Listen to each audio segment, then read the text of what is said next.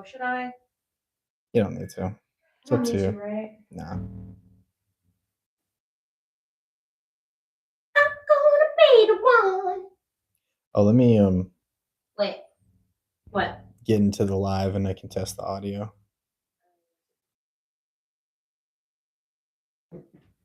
Can you just tilt it? It's not really center. Oh man, it sounds so clear. Boom. Sounds so clean. How you like that, Daddy? Where's your daddy? What does he do? It's not really center. Top man, how you doing, bro? What's going on, top man? We're about to record a podcast right now, so we're actually not going to be we're not going to be interacting as much with the chat or anything. What's going on, top man? Just because we're focusing on the. You're doing feedback on your phone. Turn the volume all the way down.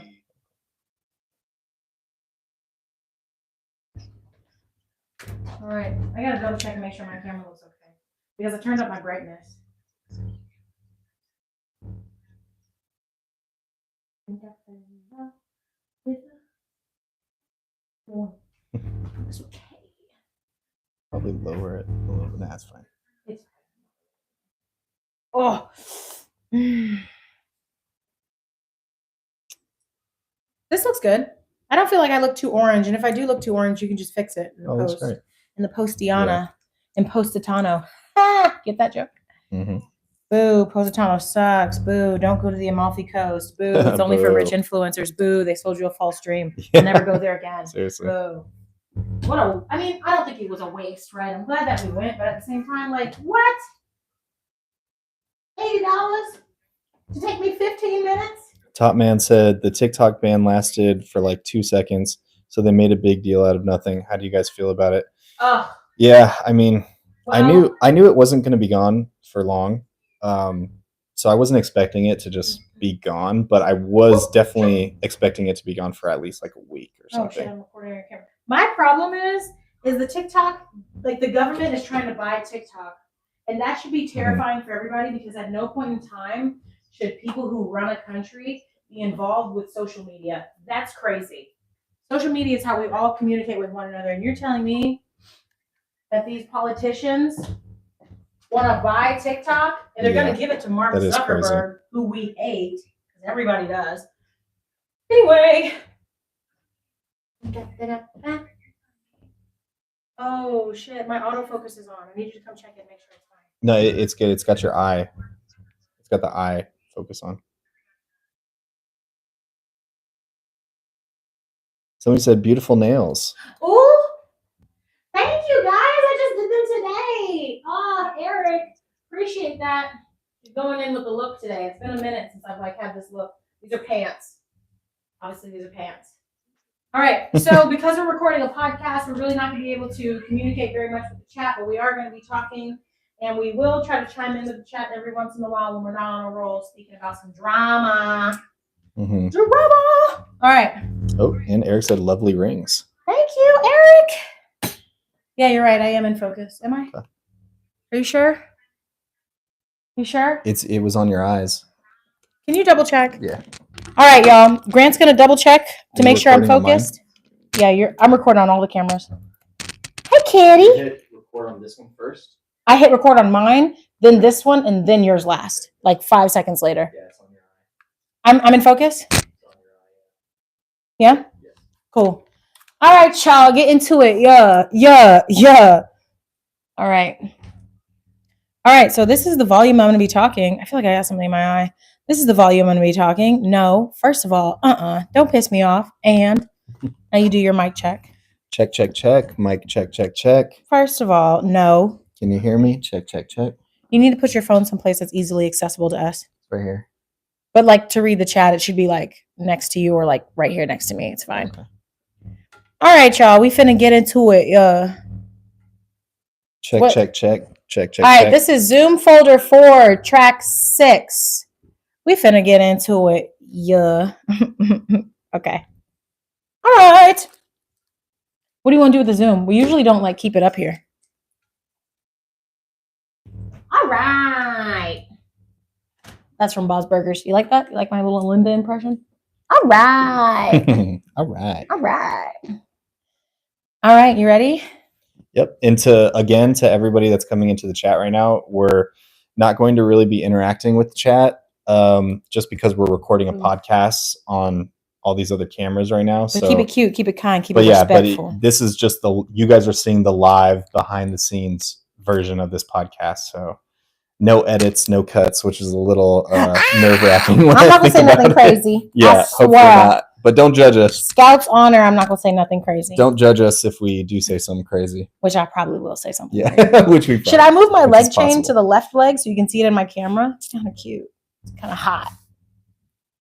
Doesn't matter. See it. Doesn't matter. Yeah, you're right. Whatever. You ready? Yeah. Y'all, it's been so long since we recorded a podcast episode. Okay? I know, it's been a minute. Ready? Mm-hmm. Should I double check your camera?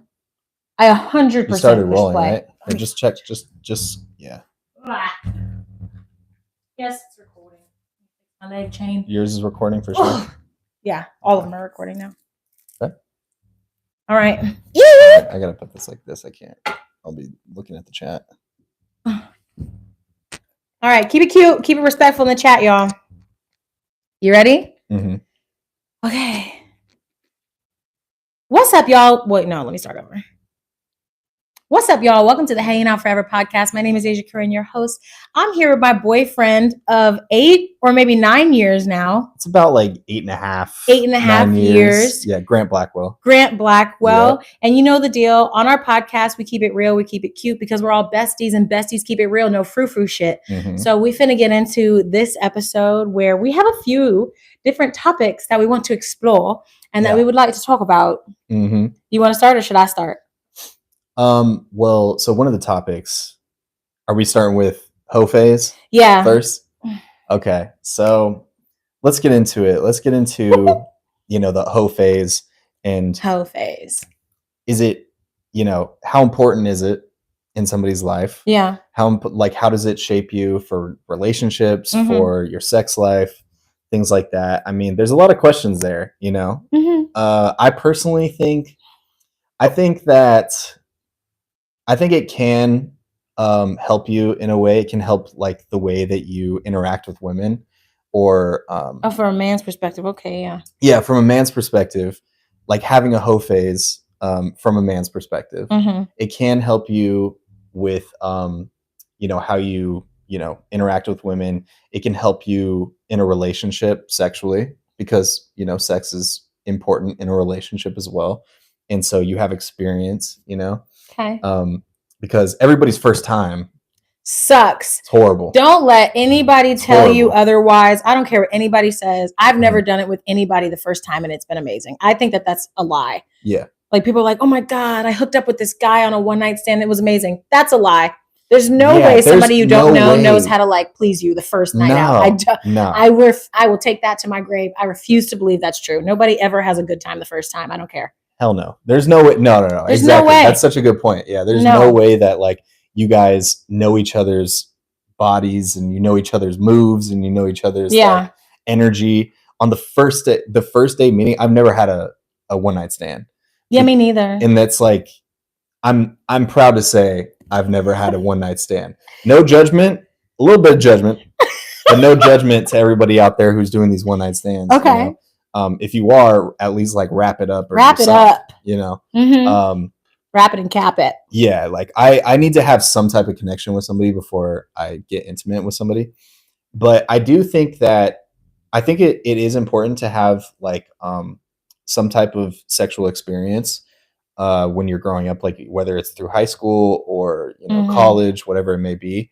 But do I think that like a like ho phase is good? Nah. I mean, like for men and women, I don't think it's a good call to, one, I don't think it's a good call for your your main objective is to just have sex with all these people. Yeah. I think you should be looking for a relationship. Like, I think that should be the goal for the most part.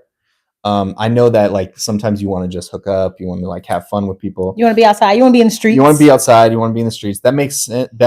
That's okay too. But it's also like you don't want that forever, and Yeah. you don't want to get some of the consequences that come with that, whether it's an STD, whether it's like getting somebody pregnant, whether it's, you know, putting yourself in a position that is going to mess up your future.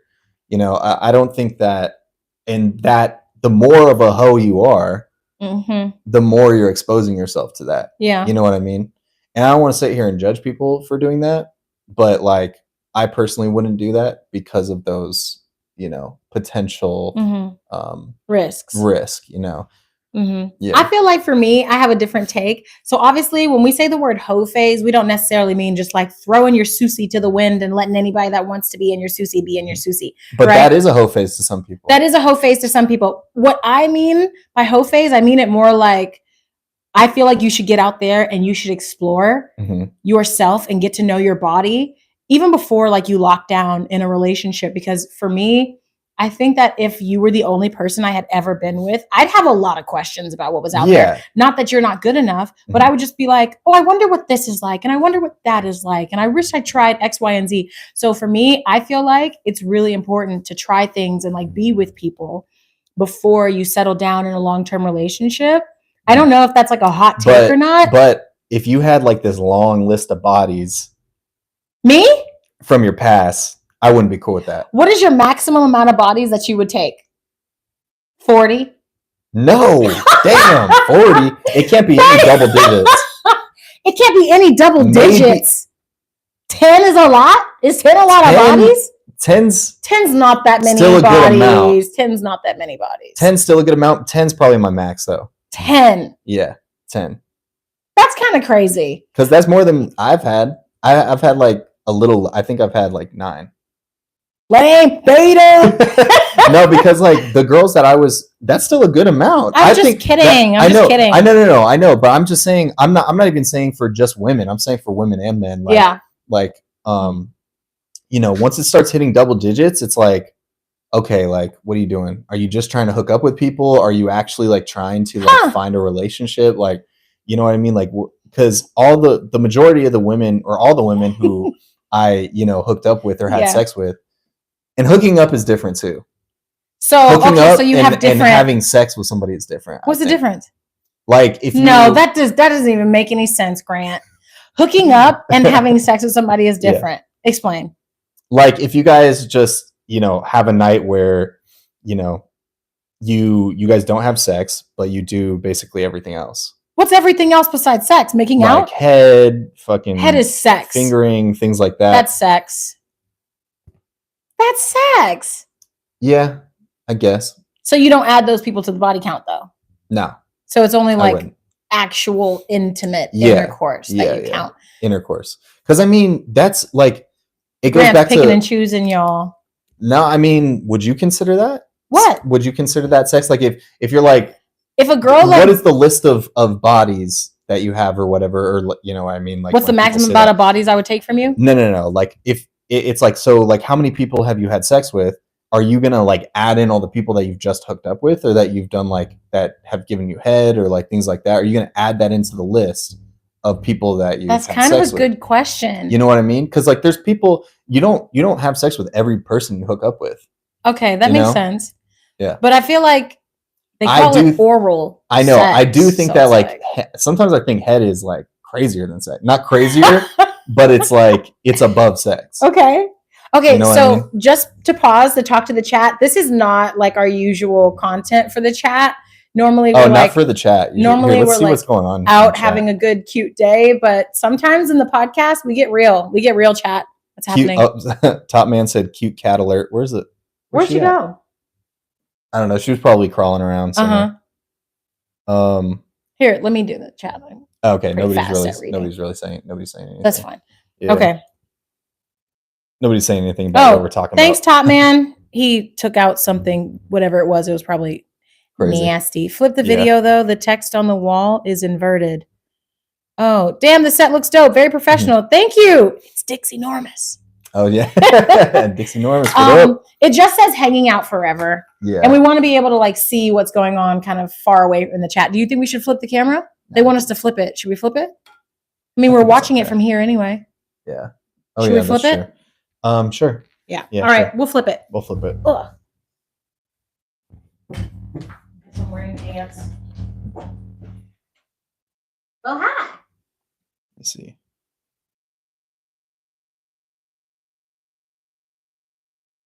Cool. We flipped it so that you guys can like. And the back camera's better anyway. I'm trying to keep this chain on my leg. Let's see. Oh, my legs. Okay. Yeah, that looks good. Mm-hmm. Here. Okay. So you think that like hooking up is different, but you think that head is crazier than like Some I feel like that's I don't know. This might be a very unpopular opinion, which I hate saying the word unpopular opinion, but I feel like it's so intimate to do that to somebody. Give them top. Give them top. Yeah, no, it definitely feels more so intimate. It feels more intimate, and it's like, let's be real, like nobody's giving or getting head with a condom on. I don't know. You know what I mean? Somebody does it. I know somebody that did that one time. A hooker? I feel like hookers are. I feel like prostitutes are the only people who full-service sex worker. Yeah, full-service sex worker. I feel like those are the only people who are giving. I think they're called dental dams. Is that a thing? I make that up? But nobody's ever used one. No, I know somebody that did that. But I mean, because like I think like when you start giving each other head and things like that, that's like down the road once you guys have started dating and you guys have like been tested. Obviously, that's what responsible couples do. Yeah. That's what we did. Would that be a red flag for you? What? Like if you were meeting a girl and on the first date she was like, "Let me top you up." I'd be. Yeah. Would you let her do it though? I wouldn't let her do it. Really? Oh my God, you're so wholesome. That's just so risky. It's too risky. I love that about you. I've always been like, that's always been in the back of. I've been terrified of. You know what I mean? Something like that happening, or like getting an STD or something. So I'm like, that's a good thing to be scared of. Yeah, you know, like I'm just like, there's a lot of people who aren't scared enough. Know you, yeah. Yeah. There are a lot of people who aren't scared enough. That's so interesting. Yeah. Wow. Yeah. I don't know. I haven't hooked up with a lot of people in my time. I didn't even get my first kiss until I was. Grant always likes to make fun of me. What?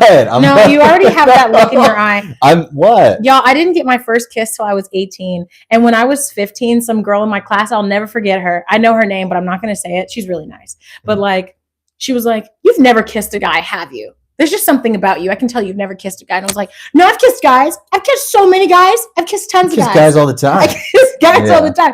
I had never gotten my first kiss. And I didn't kiss anybody until after I was out of high school. Is that true? Yeah, it was after I had already graduated high school. I had never kissed anybody because I was terrified. Yeah. Men talk, boys are loud. And also like all the people I went to high school with, right? Well, all my friend group, they were mainly guys. Mm-hmm. So they all kind of wanted to get with me, you know? And I wasn't going to be the first one that gets with any of these other guys and let them be my first so they can go squabble around and tell each other and start squawking like a gaggle of gossiping geese. You think I want all these boys to know who's done what with my body in high school? Boys in high school got no couth. Yeah, they've got no couth. They've got no class. Because they'll even, without even like actually hooking up with you, they'll tell people they've hooked up with you. That happened to me. They'd be like, "Oh my God, I was hanging out with Asian. We did blah, blah, blah." That cannot be verified because I ain't never done nothing with nobody. Yeah. And I remember my first kiss, horrendous. He doesn't know he was my first kiss. Horrendous. Yeah. My first kiss was absolutely horrible. And because I didn't know how to do it, I was just like sitting in the back of his car, like that. Like I just felt like a mummy, you know? And then I get home and he just had this thing where he kept like sucking on my bottom lip. Mm-hmm. And it was the worst experience ever. I was like, is this what it is on TV? I don't get the hype. Like, why do people do this? Right. And then when I get home, I was like, I'm pretty sure my lip is swollen. Like, I just feel so crazy. My lip was swollen as hell. Yeah. I literally looked like I had lip fillers. It was like it looked ridiculous. And I was like, he probably didn't know what he was doing either, though. No, I think that might have also been his first kiss. Yeah. He was very nice, though. Handsome, respectable, nice, kind. So after high school was your first kiss? After high school. You knew that, no? I know. You just thought I was 18? I thought it was like senior year or something. No. I was like completely out of high school. Girl was already out of high school. Wow. Yeah, late bloomer. I know. Such a late bloomer. I was like one of those kids who was like getting married in kindergarten. You know those kids I had a little kindergarten boyfriend. You know, but like you may kiss the little kindergarten bride and that's weird. It was crazy. Yeah. I swear my first kiss was like in like fucking like preschool. That's gross. Yeah. Where was your family? Not around. I don't know. Jeez, that's I was at school. So where were your teachers? Not paying attention, I guess. Gross. I don't know. I had a little That's the public boyfriend. school, I had 2 boyfriends. Yeah. Not at the same time, but I had one boyfriend. He was white, actually. He was my first white boyfriend. So I'm getting the line grant. Nice. White men love me. Okay. And his name was Simon. I don't remember his last name. Simon something. And then I had this other little boyfriend, and this is my black boyfriend. Mm-hmm. So I had a white boyfriend, I had a black boyfriend. And my black boyfriend's name was Tyshawn. He was the sweetest. Oh, no, it's not. His name was not Simon. Was this like elementary school? Different. There was 2 white boys in my little elementary school, preschool that liked me. Simon and Taylor. Mm-hmm. Who I think Taylor's like a major Republican now, but good for him. But Taylor, he was like in love with me. He would pull out my chair, and if I dropped my jacket, he'd pick my jacket up and like put it back on my chair. He would always go get my backpack from the cubby and stuff like that in class. Yeah. So, you know, I guess white guys have always just liked me. Can you vouch for that?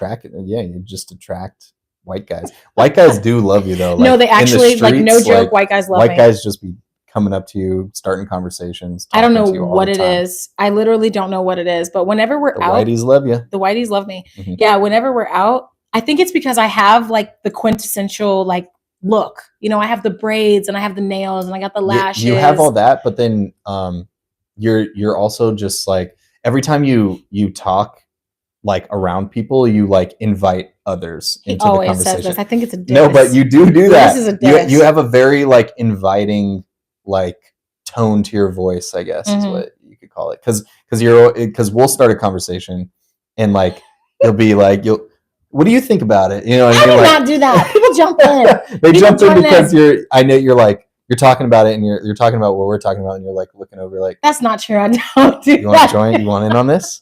I do like when you're very inviting though. I do like when random people talk to me, but I feel like the thing is with white boys, white men don't know how to approach black women. Mm-hmm. So when they hear me speak, for some reason they feel connected to that. And you're constantly giving people praise and compliments. I do that, yeah. But I'm not like going up to a white guy and being like, "Hey, I love that haircut and those loafers." You know what I mean? Yeah. But it's really funny because we'll go out, and if you're right next to me or whatever, I'll just be doing my thing. So I think that like white guys, what I noticed, even online, white men don't know how to talk to black women, and we'll get DMs sometimes where white men will DM us on our podcast platform, and they'll be like, I really like black women, but I don't know how to talk to them. I'm like, just talk to them. They're women. That's what are we talking about? Like they get in their heads like you have to like speak differently or you have to like have different topics or something. It's like, no, dude, just be yourself. Just and, like, be you. They'll like that. Yeah. You know what I mean? But I don't know. Mm-hmm. White men love me. They see the look and they're just like, wow, that looks dangerous or out there or whatever it is. I don't know how. Wait, what was your mindset? You're white. What was my mindset when talking to you? Yeah. Well, I didn't have this look back then. I was like more of a goober. Yeah, I get. I don't know. I wouldn't say you were a goober. That's sweet. But wait, my nose itches. Sorry, chat. I don't give a fuck. I'm sorry, chat. My nose. No, but I don't know. We connected like so quickly. Yeah. On like, but we connected on things that were like in like Black culture. Yeah, that's true. What I mean, that's like we connected with like the music we were listening to and like art, just art and things that we were like passionate about and really into.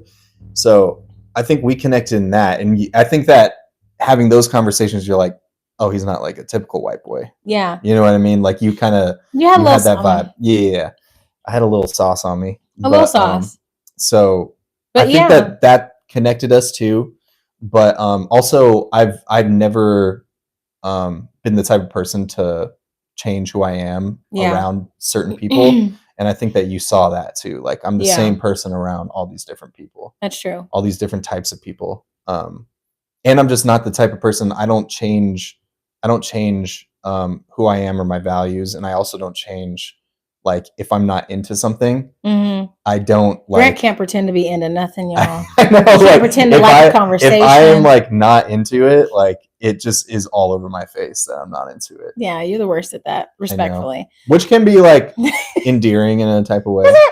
When somebody's telling you something that they're interested about, you're just like, wow. I'm just trying to get out of the conversation usually. But if I'm really into it, I'm really into like what we got going on and like I'm really into the person or like really care for the person.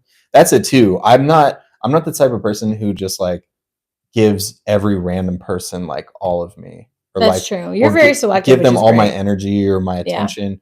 I'm very selective with that, and something I don't do that I hate that people do. I know. I do this too. I know what it is. Yeah, they tell random people that you love them. I know, I do that. Like, oh, love you. Oh, love you guys. Love you. You know what I mean? Like things like that. I never would be caught doing that. Really? I don't know why. Just like that word is like very sacred. I appreciate that because, like, I feel like that helps you set boundaries for our relationship. So I'm not worried about you cheating at all. But oh well, yeah, that's a whole other type of thing. I know, but it's just like the guys that are like, "Love you, girl." I'd be like, "Huh? Who you love?" I know, yeah. But I tell everybody I love them. I don't even really. I say it to my friends like once in a blue moon. Well, my best friend Swag. Even I don't tell him I love him. Mm-hmm. We don't say that to each other. And we've been friends for like 12, 13 years. Mm-hmm. What we say to each other is, you are loved. Yeah. I don't say, love you. I say, you are loved.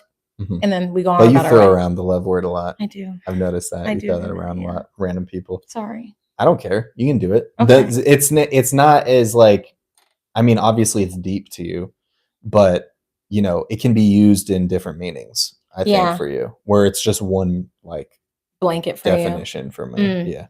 But back to the hoe phases. That's what I was thinking. I was like, wow, we got off on like a crazy I knew tangent. I told you that was going to happen. We tang. We go on the tangents, but that was nice. But I'm going to talk about my little like experiences, right? Mm-hmm. So I've never had, I don't know. I have what I would consider a hoe phase, which we're not going to talk about on this podcast, guys. But I do have what I would consider a hoe phase. And maybe we'll talk about that in the future. Okay. Is that something? I have to sneeze. Wait, say that again. What are we doing? Bless you. I had to sneeze. What's going on in the chat? Oh, should I check or no? Yeah, check. Okay. You should keep it up. But okay. Yeah. I had what I consider like a hoe phase. Oh damn! Somebody said leaving because y'all not reading chat. We told you we can't read chat. Let me see the phone. I love you. You scroll so slow. Maybe I'm just looking. Just let me Nobody's see. saying anything. Let me just see the phone. I'll keep it. Give me the phone. Thank you. Guys, it's me. Hey guys, it's me. He didn't even say anything. I eat groceries. Do y'all? I mean, we're recording a podcast, so this is just kind of like you guys can watch if you want to watch live, but we're not going to be able to tap into the chat every 2 seconds. Yeah. Jay Gamer, hey, please don't spam the chat, but hi. He asked one question. I eat groceries, do y'all? We ain't going that deep. I eat groceries. No, I'm keeping the phone. Oh, okay. Yeah. We ain't going that deep. Here. I'm keeping the phone. Okay. Yeah, I don't know. I feel like I've had my hoe phase, right? Do you consider that a hoe phase? No, you had I think it can go 2 ways. Okay. You can have a hoe phase or you can have a relationship phase, which I think you get the same out of. Okay. Because if you go on a hoe phase, you're having sex with a bunch of different people. If that's how you classify a hoe phase. A hoe phase could also just be like that's you what dating. It is. If you go out and you're having sex with a bunch of different people, but you're only doing it like once or twice with all these people. But in a relationship phase, you're having sex with one person, but you're doing it over and over and over. So you're having sex with somebody, like the amount of sex is equal because you're having a lot of sex and you're learning a lot about sex and about yourself. Some would say, I would say, that you're learning more about sex when you're only having sex with one person or 2 people or however many people in the relationship phase. Tracks. You're learning more about yourself because you're learning with this person. You know, you have the what are those things that you put on a bike? Training? You have the training wheels. You kept going like this. I don't know what that is. You have the training wheels phase, where you start slow. Okay. You lead up to like, you're going on a date. Now you're holding hands. Now you're kissing. Now you guys are like having intimate moments. Now you guys are, hey, you want to have sex? Let's do it. Let's try it. Yeah. And you have those levels of, teaching and learning where you can move slowly. That's true. But what you're learning is like more in depth. I know, but I'm saying like my thing that I classify as a hoe phase. Do you consider that as a hoe phase? No. You don't even know what I'm talking about. Oh, yeah. Okay, I do.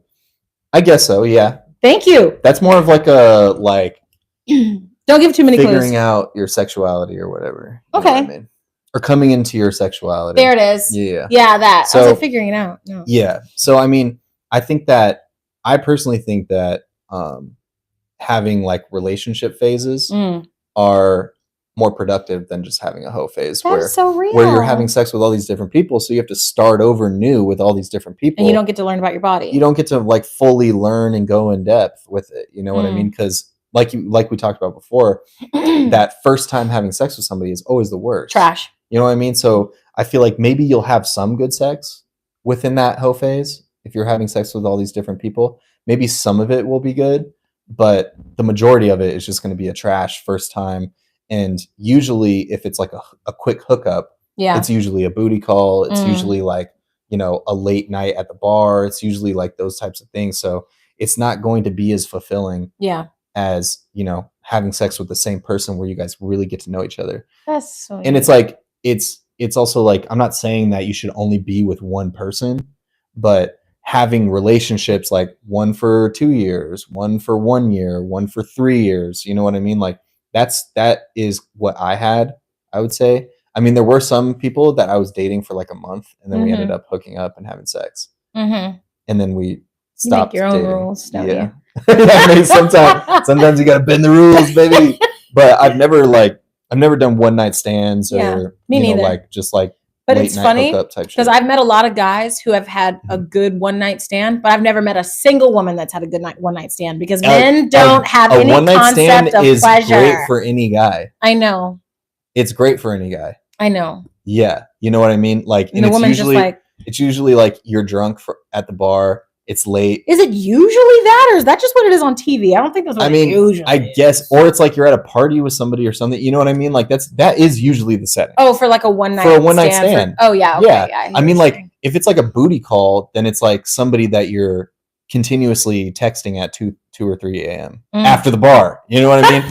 Like, you know, and there's in that aspect, like in that situation, there's usually a power dynamic there. In a booty call. What's the power dynamic? Usually the one getting the text message is the booty. Is the booty. Okay. But is not the dominant one in the relationship. Yeah, that makes sense. Or is not the you know, how would you say it, like the one that likes the other one that more. Pursues. Wait, you're saying the person that's the booty likes the other person more? Yeah. I could totally see that. Because usually when you're doing a booty call, if you're hitting somebody up at like 2 or 3 a.m., that kind of shows how you feel about them, or that kind of shows how you see them in the respect level. Right. You know, you hit people up at like 12 p.m. and go get lunch with somebody that you like. You know what I mean? But like for somebody that you want to just like, you know, get one off real quick with, you hit them up at like 2 a.m. Okay. So hang on. Yeah, so there's that dynamic. One of us gotta watch. Here, wait. No, don't do that one first. It stopped. It did? Okay. Well, it here. Just stopped when I was looking at it. Well. I know. You're gonna hit record on that one last, right? Yes, baby. Okay. Yours is still rolling? Yeah. Okay. I like to give it. Sometimes we have to reset the cameras, y'all, because our cameras only record for 30 minutes. Yeah, we're resetting the record. Mine's still going. Oh, my legs hurt today. Man, that gym. But yeah, so I mean but those are kind of the differences of like what I think of like a hoe phase and then like a relationship phase. That makes sense. Yeah, I feel like, well, for me, I don't think that a hoe phase is always about having sex with somebody. I think it can be also an exploration of your identity sexually. I don't think it has to be explicitly you engaging in intercourse with somebody, but that's just how I define it. But when you hear hoe phase, yes, okay. Society has deemed that a hoe phase is what it is. You know I can make my own definitions. And my definition of a hoe phase is somebody that's out there like exploring themselves and exploring their body and going out in different situations. And then maybe they're having sex with people. Maybe they're not. You know what I mean? Maybe they're just dating around. I consider that. But dating around is. But I don't mean the word hoe phase as like a negative. I don't care. Like 80% of my friends are strippers. Yeah, but not really. Not 80%. More like 50%, like 40%. I would say that a relationship phase is a little bit more positive than a hoe phase. Okay. Yeah, I just don't think, I don't Yeah. look at the word hoe and be like, that's bad, because I think that everybody has their own way of assigning somebody as being a hoe. Like, I get called a hoe just because you're white. Yeah, but it's also like, you know what I mean? People on the internet will call me a hoe but because I'm dating a white guy. If I had sex with 100 women before we started dating, how would you feel about that? Oh, that's not for me. So it's not positive. That's not for some person. For somebody else, it's fine. Oh yeah, that's not for me. For somebody else, it's fine. Yeah, but I'm talking about myself. We're talking about our preference. I think that makes you Snapdragon. Yeah. I mean, it's, like, I don't know. I guess I know. I don't know. I know so many people. I think you do know. I think you do know. I don't. Yeah. I just don't feel like the word hoe is like necessarily bad. I think it's based on your own set of morals and ethics. Like, if I don't mind dating a guy that's had sex with 100 guys, if I don't mind. I mean, that would be that'd be a whole different type of issue. One guy would be a problem for me. That would be a whole different if I was talking to somebody that had sex with 100 women, and I was the type of woman that doesn't care about that kind of stuff, like, so you have to admit, like, women that are like in the sex industry, they're probably not like, oh, this guy has 150 bodies, he's a hoe, because it's all relative. That's what I'm thinking. Yeah. Is I think that the word hoe is very relative. So that's why I don't necessarily think it's a bad thing or a good thing. You know what I mean? I feel like everybody kind of goes through, they're like, oh, I'm outside, and I'm like throwing it around, like, not even intimately, but just like, oh, I'm outside of the club. Girls that go to the club get called hoes all the time. I think that, and they're just going to the club. I think women get judged way harsher than men. 100%. Sure. Like, men are obviously way more concerned with the body count of a woman than I think women are with men. Yeah.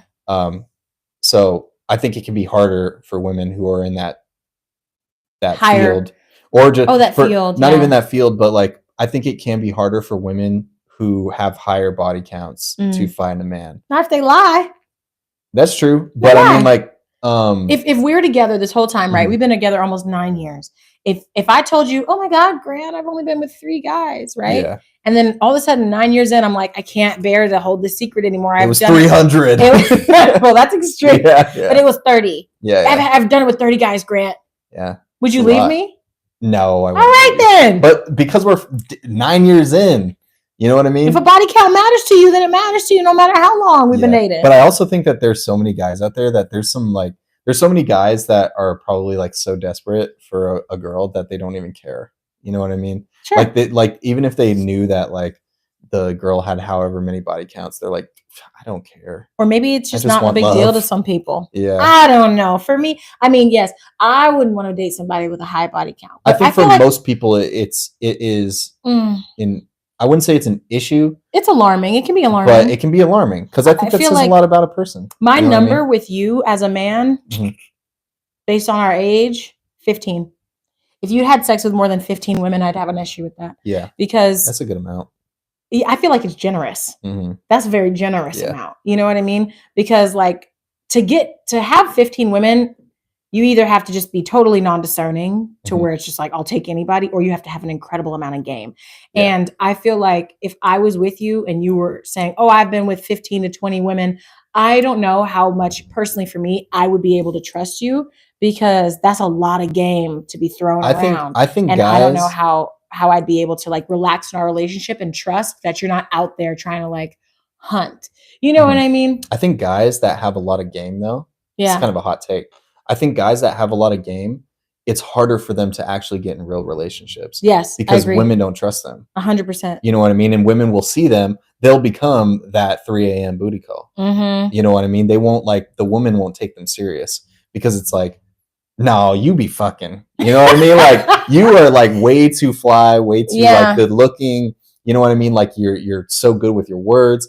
Like you have to have some flaws for women to feel safe around you. That's so true. You know what I mean? Yeah, that's why I would never date a personal trainer, but personal trainers are immediate red flag to me. I was talking to somebody trainer, and I was like, promoter. There's like in that field. Right. I was talking to somebody and I was like, oh my God, the guy I'm seeing right now, he's so handsome, he's so this, he's so that. Girl, what's he do? He's a personal trainer. Leave him. Leave him. You better leave him right now. A personal trainer. So he's a dog. Yeah. So you telling me that he's got some girl on her back stretching her leg up by her ears during work hours? I didn't even think about that. I don't think so. I know. I couldn't date a man that was a personal trainer. You can keep that. I love the body. Good for you. I'm happy that you have that sort of dedication to yourself and your aesthetic. Yeah. But I can't be with no man that's teaching a woman how to stretch as his job.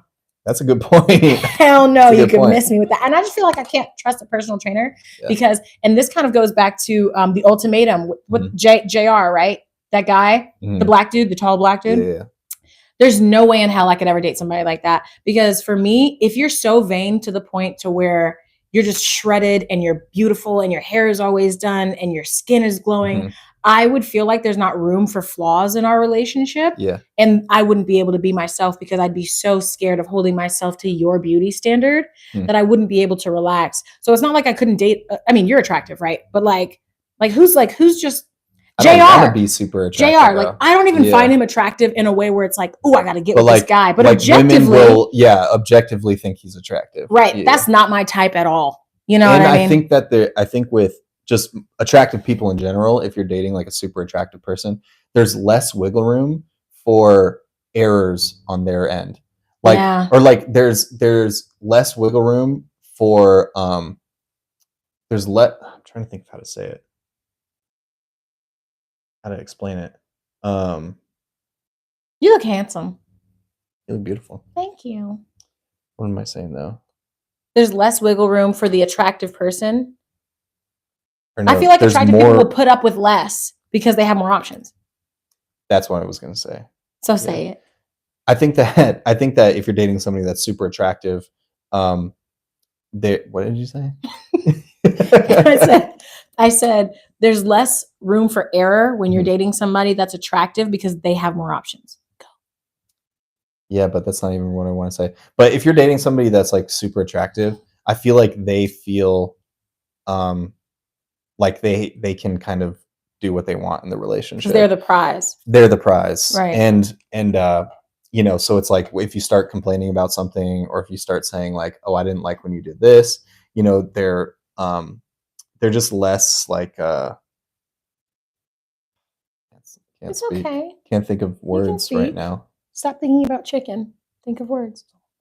They just what's the word I'm looking for? I don't know what you're talking about. They're less likely to put up with bullshit. Yeah, but I wanted to think of a word for it, but screw it. But this is what podcasting is, guys. This is podcasting. We're trying to get a good point out there. This is a clip right here. This is a clip. They're less likely to put up with like any type of bullshit in the because they have options. Because they have options. And they know that they have options. You know what I mean? Mm-hmm. And so they're less likely to like work things out and, maybe put themselves out there more, So, and I mean, I guess that's me kind of throwing like a blanket statement on just attractive people in general. Because I think that there are good looking people who are in relationships who like are in good relationships and they're good partners. I'm sure that that's the case too. But I mean, we're pretty. I could see, but somebody who's like what we're talking about, like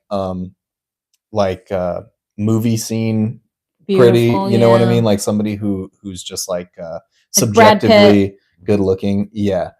Objectively. Oh yeah. Somebody who's objectively, good looking in the standards of society, whatever you want to call it.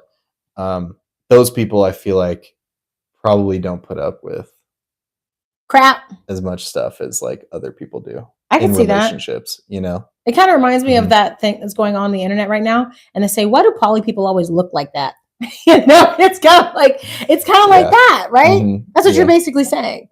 Is that yes and no? Yes and no. Because I'm saying like sorry, I shouldn't have said that. But it's funny. Yeah. That whole conversation is funny. You seen that video? Yeah, you were talking about it earlier. I feel so funny. Like why do poly people always look like that? And it's just like, I feel like it's always just like kind of. We won't describe them. Oh, okay. We want to stay cute and we want to stay PC. Got it. Okay. I was gonna. But we know how they look. yeah. But we know how they look. Yeah. But I don't know. I guess I get what you're saying. Mm-hmm. I feel like if you were super, super like model type attractive, if we were both models, then it's like fine, whatever, we're both hot, right? Yeah. But like if you were like model type, who's like just hot as hell? Well, I think like Charlie Hunnam. Okay. I was thinking of a relationship where they're literally both models. That blue guy and Nara Smith, and what's his name? Lucky Blue Smith, or something like that. Yeah. You know, I mean, they're weirdos, but they're like super attractive. Yeah. You know what I mean?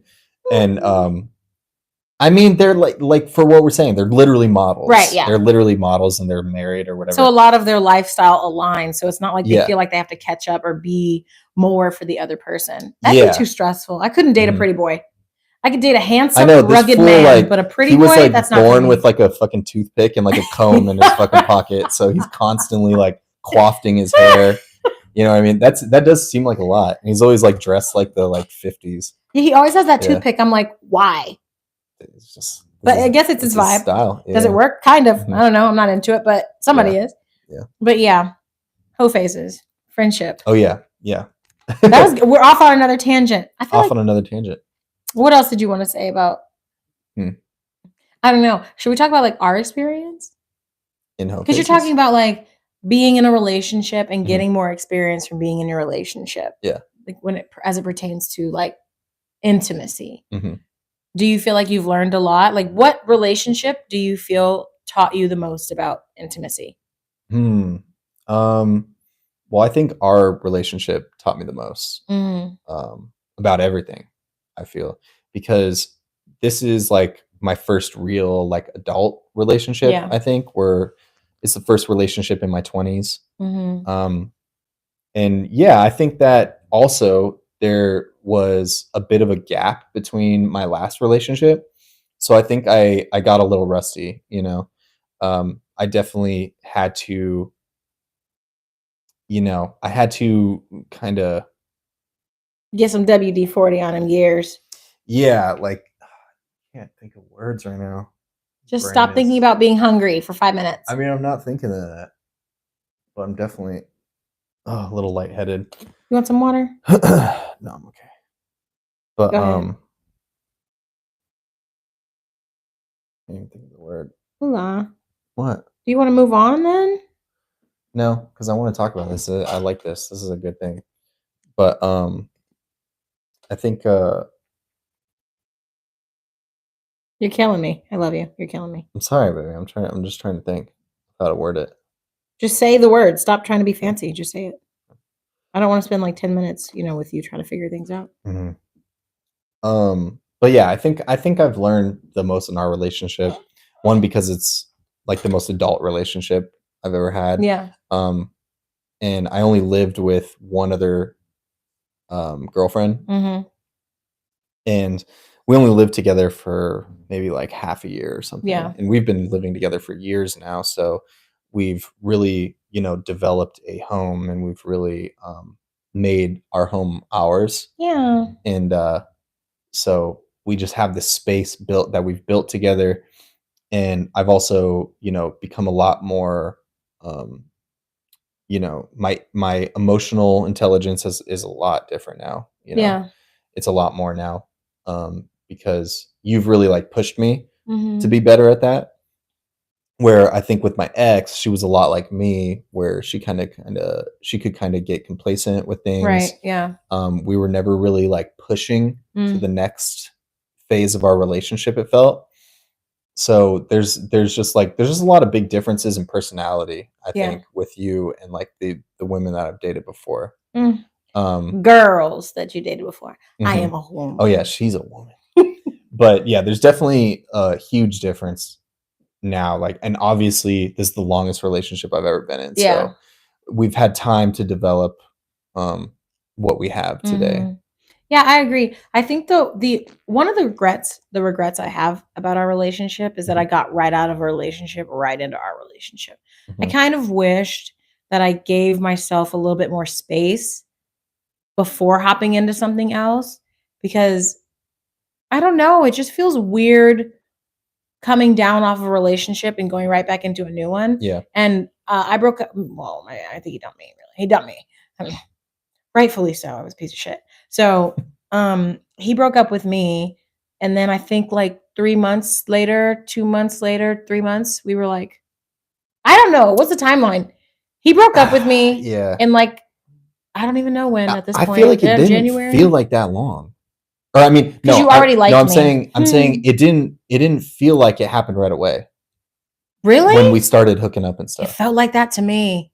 I think it was like I had a lot of guilt months, about maybe. it though. It was like a few months, 4 months. Maybe. No way it was 4 months. Seriously? It was 4 months from when I got dumped for us to be together. I think that good for me. That's also, actually not as bad as I thought. I'm pretty sure that's what it was. And I thought you guys it was like were like 2 on and months. off too. Yeah. At that time. Like you guys were like on and off for a while.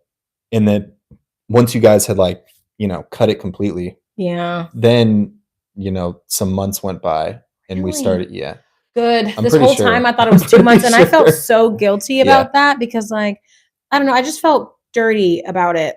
Mm. And the worst part is that you were like the guy I told you not to worry about. And now we're like in a relationship for 9 years. That was a part of it too, because like it did feel like a smooth transition kind of into it. Because we were so close already. Yeah. You know, and like I was kind of like waiting in the wings, y'all. I wasn't even waiting in the wings, but you know, I was like one of your only friends out here. Yeah. So, you know, you didn't really have that many people to go to talk about your, you know, breakup or to talk about those certain things. So like you'd come to me. Oh, I feel bad about that. I love you, but I feel like that was not great. But I mean, it's fine. It worked out though. It's not like it does work out. Yeah, it worked. Obviously, it worked out because, like, you know, like 9 years later, we're still together. So I mean, I think that it all happened for a reason. Yeah, you know. But I guess that's a good transition into talking about the friend zone. Well, we're at 46 minutes. If you want to cut it here and do a whole nother. Oh yeah, we'll do. Yeah, exactly. We will. So yeah. So then we'll So we have a listener letter. Oh yeah, we do have we have a listener letter. Do I feel like I ended that? Let me just say a few more things about like COVID stuff. Yeah. For anybody that's out there, I do feel like you should try to explore things as much as you can before you get like locked down in a relationship. And I kind of had my little middle ground phase there, which I'm really happy that I did because it answered a lot of questions about me. Like I felt attractive and I thought I was pretty and blah, blah, blah, blah, blah. So like when I was going through my transition, I guess, I felt like I was having a lot of questions answered for me. And I've always been like a relationship person too, because I don't trust random people with my body. Like I've never hooked up with somebody I wasn't dating. Yeah. You know, and even then I couldn't even tell you like how long it was until I actually hooked up or like got intimate with men in my life. But for us, like we had known each other for 2 years and then we had like a foundation. And then of course we did the whole, like, you better get tested because I ain't playing around. Yeah. You know, thing. But I do think that because of our relationship, I've also been able to learn even more about myself and about my body because there's not a lot of shame in our relationship. And it's something we talked about. And this is something I hope a lot of people are able to experience is when there's an absence.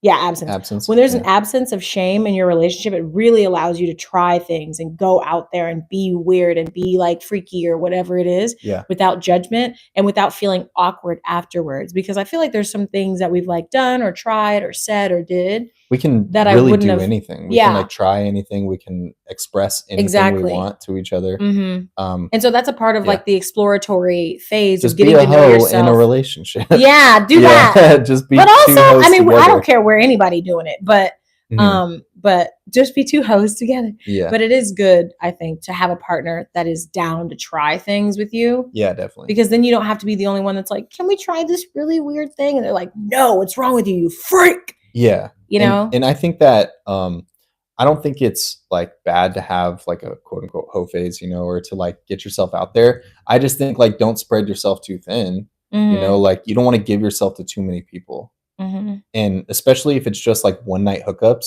I feel like you're not even, what are you gaining from that? Like you're not gaining you're not gaining a lot of experience from that.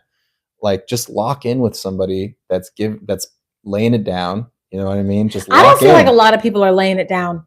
I'm sorry. No, yeah. I don't think that there's a lot of people in relationships or otherwise who are laying it down like they think that they're laying it down. No, it takes time. That's what I'm saying. Yeah. Like it takes time. Like you can't, like if you're just doing this one-time hookup, like how are you supposed to show somebody all of your experience, or how are you supposed to show somebody everything that you want or like you want to do to them in like a one night thing? You know what I mean? That takes time. You gotta like you gotta I'm gonna pace say it. this You gotta too. pace it.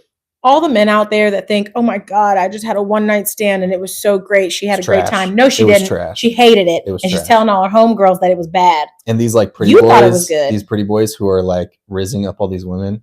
Oh, I the pretty promise boys you, do they're not the put it down. worst. I They are guarantee you. probably the worst. Because they have nothing to prove. They've gotten by they're through like, life screw on it. their Like, looks. I can just find a new girl next week. I'm You know hot. what I mean? I don't have to be good at like I'll just relations. find somebody next week. Yeah. Yeah. Yeah. Well, you know, I'm just saying. A lot of people Go are like, bang some uglies. To all the women. Go bang some ugly you're men. not even an ugly. I'm not saying that. I'm not saying Oh. that. I'm just saying like go bang some ugly dudes. They'll treat you right. They might. Yeah. They might. I ain't never hooked They'll up with worship nobody you. ugly. They'll So worship you. that's Yeah. honestly the guys I see online where all the women in the comments are like, this guy looks like he throws down. They're not like extremely attractive guys. They just have a vibe. You know, like there's this one white dude. His name is Quinicki or something like that. And he does like sign language, and there's something about it. Yeah. I can't tell you what it is. But he's like, he dresses kind of like an old, good with his fingers. 60s. He dresses like a guy, old 60s kind of vibe. Yeah. But he may be like 28, 32 maximum. And he wears these no, he's not deaf. Okay. He's just hot because he knows sign language. Because that's hot. It's hot to be a speaking person that knows sign language. I don't know why, but it's just like, that's funny. Because it'll be like in his little videos. And even me, I'm like, that is doing, I don't know why, but it's doing something. But yeah, there's all these guys who are like adjacent to attractiveness, but their entire vibe makes them super hot, you know? So I don't know. No, that makes sense. Okay, cool. So yeah, I mean, I think we have hopefully we wrapped that up and that made sense. Yeah, hopefully that made sense to you guys. But yeah, so we have a listener letter. We're gonna read a listener letter. All right, guys. What state? Pre-recorded? No, it's not pre-recorded. This is live. And we are the chat looking like there's nobody in here really. 6 people. But hi guys. It looks like I'm not wearing pants. But I am. Who cares? I'm wearing pants. Who cares if they don't think I'm wearing pants? I'm wearing pants. All right. Let me find the Gmail app. Because we have a listener letter that we're going to read. We should probably restart those cameras. You go ahead. Before we'll do it.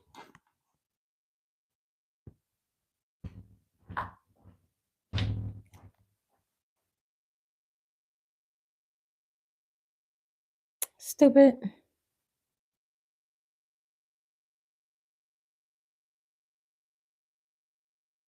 I feel like the next live, should we do TikTok? That might be good. TikTok be flagging. I forgot about that. Should we do Instagram? Okay.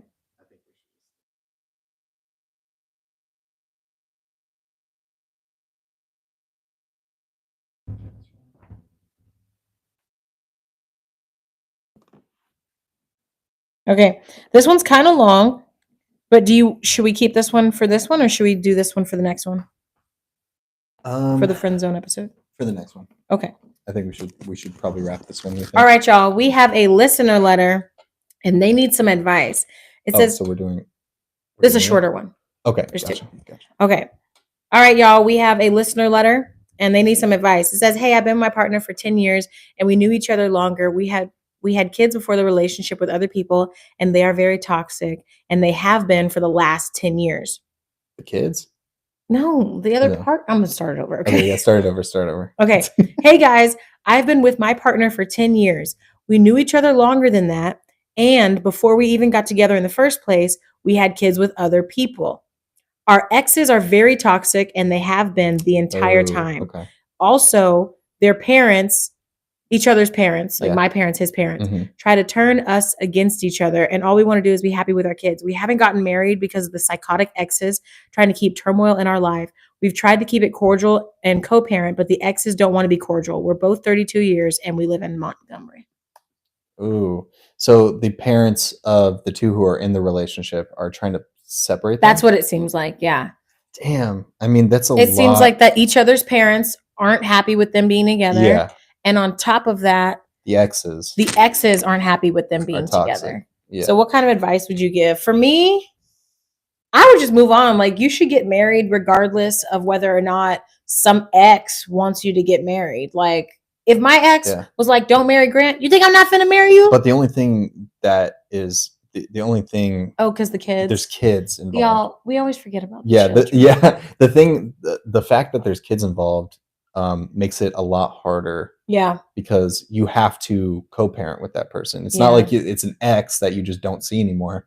It's somebody that you're constantly having to communicate with. So I think that makes it pretty tough. And then on top of that, the parents and probably the family, I'm guessing, isn't okay with your relationship with the other person. Isn't supportive.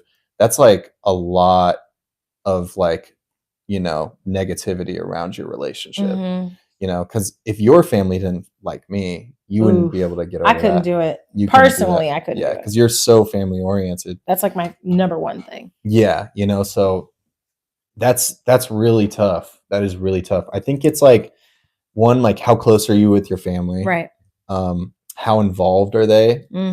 If like are they involved in the sense of like they're around, but they're just constantly like feeding negativity to you and your children? Yeah. Then you might have to make a decision of like, okay, I'm not going to allow my parents to come around anymore, or I'll go to them every once in a while. Like, you're going to have to plan out the timings for that and stuff. But with the exes too, especially because it's a co-parenting situation, like you were saying, that does make it more difficult. Yeah. And with the co-parents, I mean, maybe you try to figure out a way of like all of you guys go to therapy together, or all of you guys do some type of counseling together, like with the kids too. So like everybody's involved. Right. That might be the best way to do it, just to try to get everybody on the same page as best as possible. My advice would be to get married. I know it's a hard situation to persevere through, but my advice is definitely to get married anyway. If that's the love of your life, you should let nothing stop you from that. But what I would do, similar to what Grant's saying, is I would equip your children to deal with the harsh reality that might be them spending time, that is, right, them spending time with whoever the co-parent is. Because I grew up in a really not treacherous, but like turbulent. I grew up in a really turbulent environment family-wise, because my mom didn't like my dad didn't like my mom. So every time I was with the other parent, they were always talking trash about each other. So it warped my perspective on who I could and couldn't love. So what I would advise is to make sure that you equip your child with the knowledge and the confidence to not have to choose a parent, because that's the most important thing. I think that sitting them down and being like, you know what, your dad doesn't like that I moved on, or whoever the person is, right?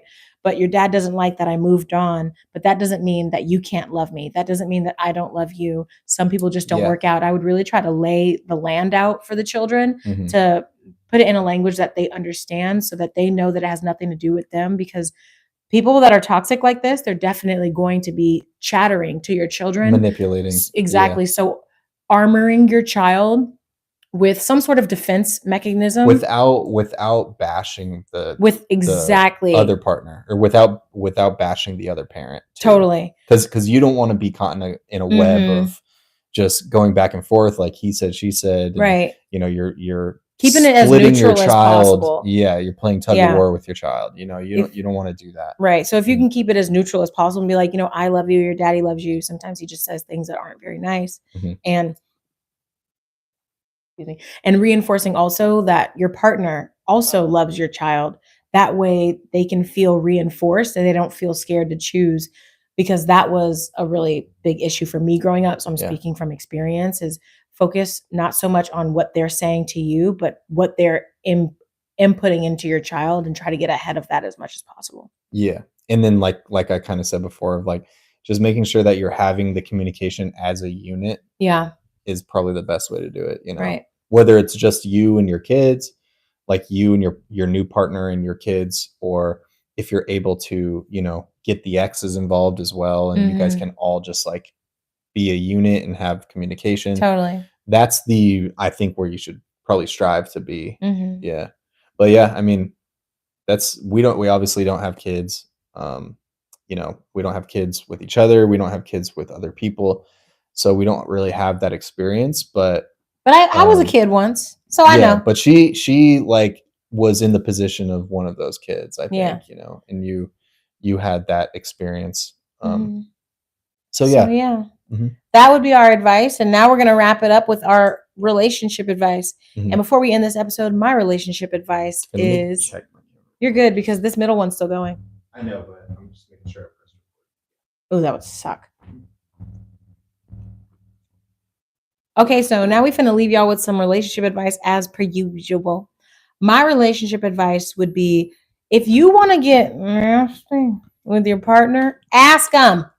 Ask them about it. You know what I mean? Don't feel like you're trapped in monotony. You deserve to have a good time. And if you haven't experienced a quote unquote hoe phase and you want to do so with your partner, do it. You should talk to them about things that you want to try, show them things that you've seen that you would like to try. Go to a store and buy some things that you would like to try. Because I don't feel like anybody should have that level of shame in their relationship. So yeah, go ahead and try everything from Zootopia. Try everything. Yeah, go ahead and try some things and be open with your partner about exploring that next level of intimacy if you guys want to try some stuff. Because the worst they can say is no. Well, the worst they can do is shame you. But assuming that they're not going to shame you, the worst they can say is no, so you might as well ask. Yeah. I guess relationship advice I would give is if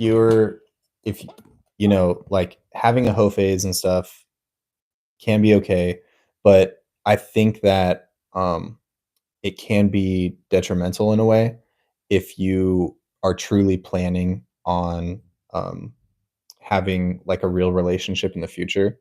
I'm not saying that like because you had a hoe phase is never going to happen for you, but I do think that like giving yourself away to too many people sexually before like finding that one and only person, I think one, it makes it a little harder for you, and it's not because of you, it's because of the way somebody else might perceive you.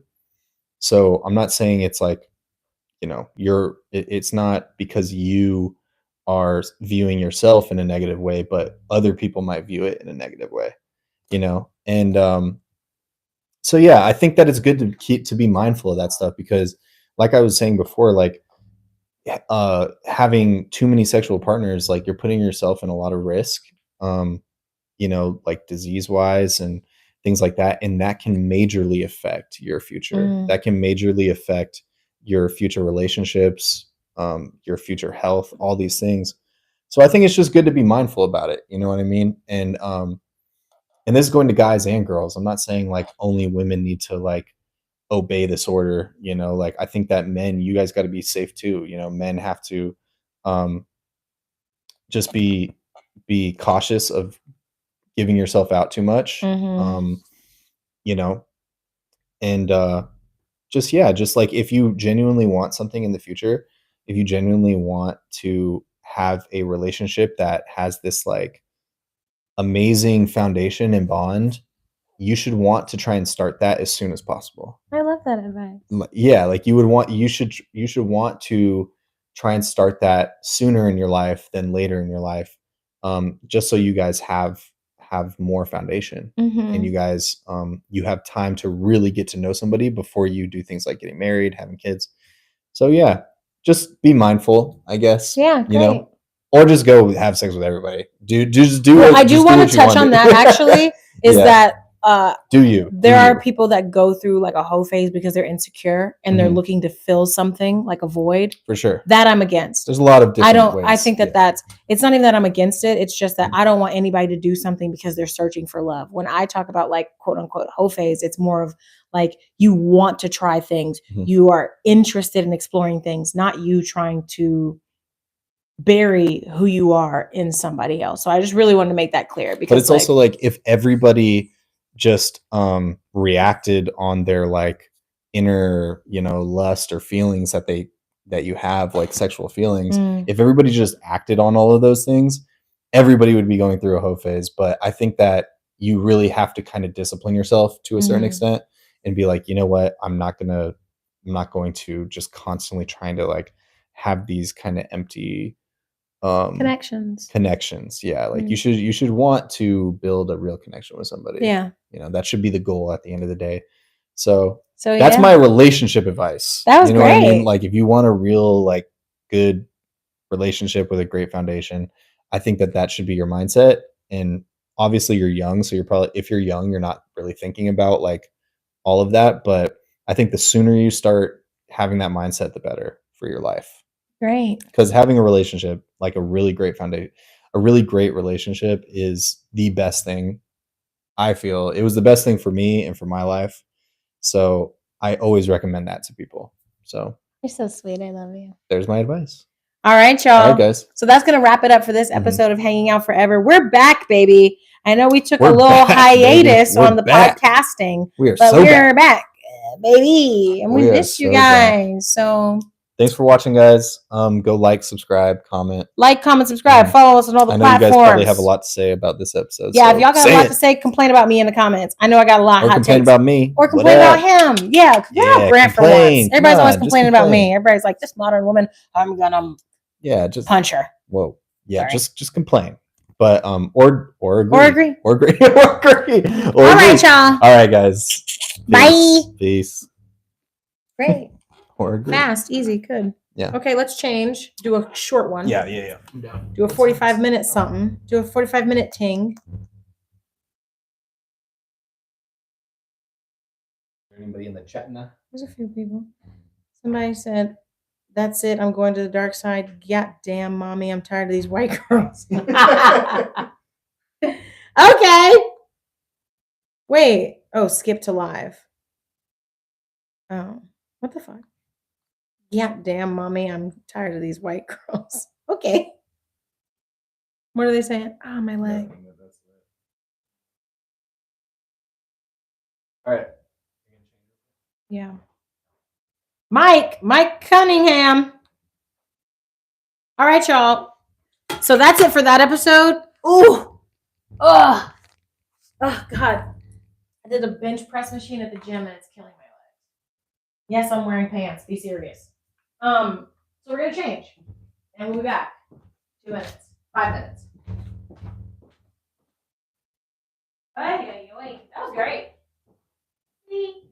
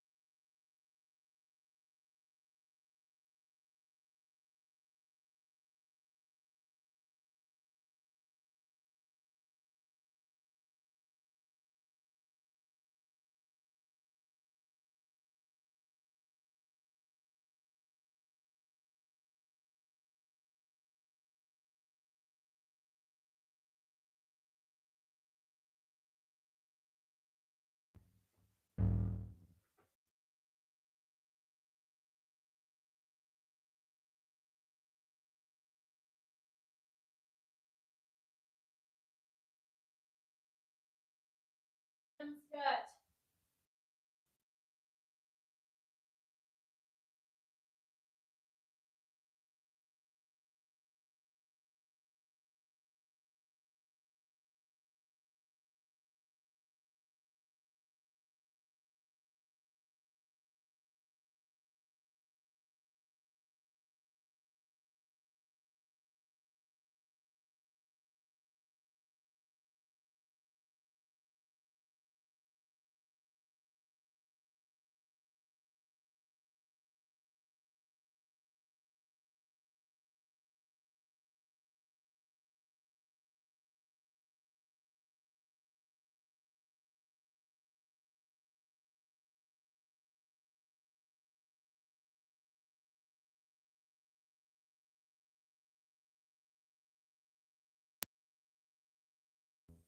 Oh, I think they're on.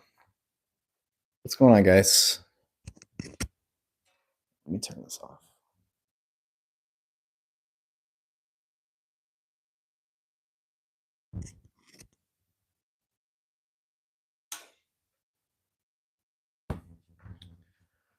We're in the podcast studio right now. Can you hear me? Can somebody in chat say if you can hear?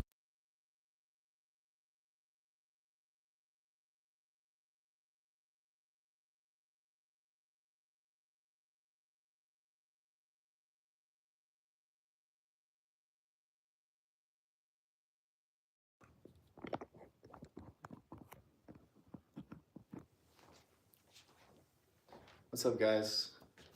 We're currently recording podcasts right now.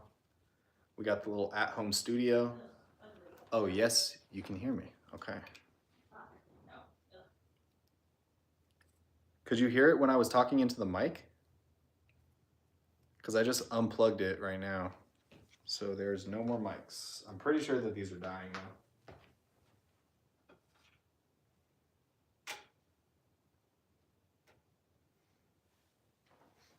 Okay, thank you guys. Is there anybody in here that just watched the podcast episode that we just recorded? What are your thoughts? What are your guys' thoughts? We were talking about going through a hoe phase, which, I mean, I think it can be productive. Going through a hoe phase, I guess you could call it. I think having experience before getting into a relationship can definitely help you within the relationship, because I think that that's a big part of relationships is sexual chemistry, or being able to be intimate with your partner. I think it can be important, but I think if you give yourself away to too many people, that can also be detrimental about how you see a relationship or how you see people in general. What do you guys think? You agree? Disagree? What are some hot takes, guys? Let's hear them. We're setting up for a second episode that we're gonna do. We're doing 2 episodes tonight, so stay tuned for that. And if you're not already subscribed, go to our YouTube page. I love how the picture in the back is just giving us the side eye. Yep, that's Asia's mom, actually, who I think Asia's mom is in chat right now. She is. No, don't dox her. Oh no, she's not actually. She's not actually. She is not in chat. Stupid outfit. This is stupid. I thought it'd be cute, but it's dumb. Oh yeah, that's Asia's mother. Look, stupid, right? Dumb. I would just do the black shirt with the gym shorts, with the jean shorts. I think the shorts might be too short. You think they're too short? No, I don't think so. What do you guys think of the podcast setup? We actually haven't done a podcast in a while. She's beautiful. Oh, yes, she is. That's true. My mommy? Beautiful setup. Thank you, Top Man. Appreciate it. Love it. Hell yeah. No, it looks pretty nice. We got it all, cleaned up for the episode tonight. Yeah, if you guys don't don't know, we have a podcast. It's a relationship podcast. Me and Asia, my girlfriend, we've been together for about 8.5, 9 years now. So, we like to share our experience. We like to share, any type of advice that we could give out. And yeah, if you guys are interested, we have plenty of podcasts out. We also do vlogs and things like that. So make sure you go watch them. Especially if you are in need of advice. Grant, have you seen my leather jacket? Your leather jacket? Yeah, my leather jacket. I think it's right here, right? Oh yeah. Yeah. Is that it? Why is it out here? Here. I think I'm gonna wear the leather jacket with these shorts. Okay. It's kind of cool. Yeah. Right? I like it. Is it cool? I like it. Yeah, this is cool. But we're about to record another episode, second episode. So yeah, you guys can enjoy. I don't know if those mics are working that I had. We have some mics that we clipped to the other mics, and they died. So I don't think we're gonna have the same audio that we had before when it comes to the live. But you guys should still be able to hear us. It just might be kind of far away. Yeah, we talk a little loud, so you guys should be able to hear us. Episode on top of episode. Yep, we're getting it in tonight. We're trying to stock up a couple of episodes just so we have some to post. It's been a minute since we've done a podcast, so it actually feels really good right now. Like, it feels really refreshing to get back to it. I think we just kind of got in our heads, especially me. I got my head about the podcasting and things like that, and then we started to just focus on vlogging a lot, and we're just really trying to figure out like what you guys want, what our community wants, and what feels good to us. And what feels good to us too. Like what we want to. We're just trying to think of like what we can create that feels really comfortable for us and feels good about putting out and things like that. So yeah, what do you guys want to Top Man, especially you, like you're a part of this community now, and what do you think you would want to see more of? More like podcasts, vlogs? What do you think? I'd love to get your perspective on it. Because we do all these different things, and we're just trying to figure out, what we should really like push, what we should really focus on. We can't do vlogs because we're trying to save money. Yeah, that's All true. of our vlogs require us to spend a shitload of money. I know, that's true. Yeah, all of our vlogs. If you do go and watch our vlogs, don't judge us. I swear that's not how we live our everyday lives. Our vlogs are just us like they're rare experiences that we have. We go out, we drink. Saying we drink a lot. Yeah, we don't drink a lot. That's what I'm saying. We don't drink a lot.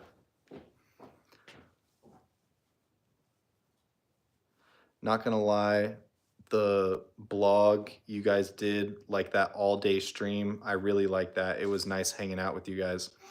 Yeah, we definitely want to keep going live. I think we're building like a really nice community through the live, so we definitely want to keep doing that. But we also want to focus on, just putting out content that can kind of live on YouTube, things like that. We really want to focus on that too. I think this is an outfit, honestly.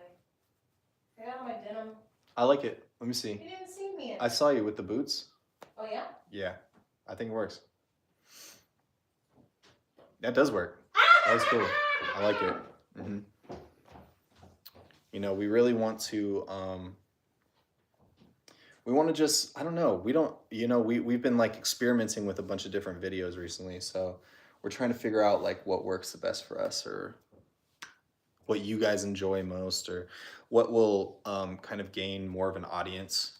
That's really important to us right now too. We want to build more of an audience on YouTube. And,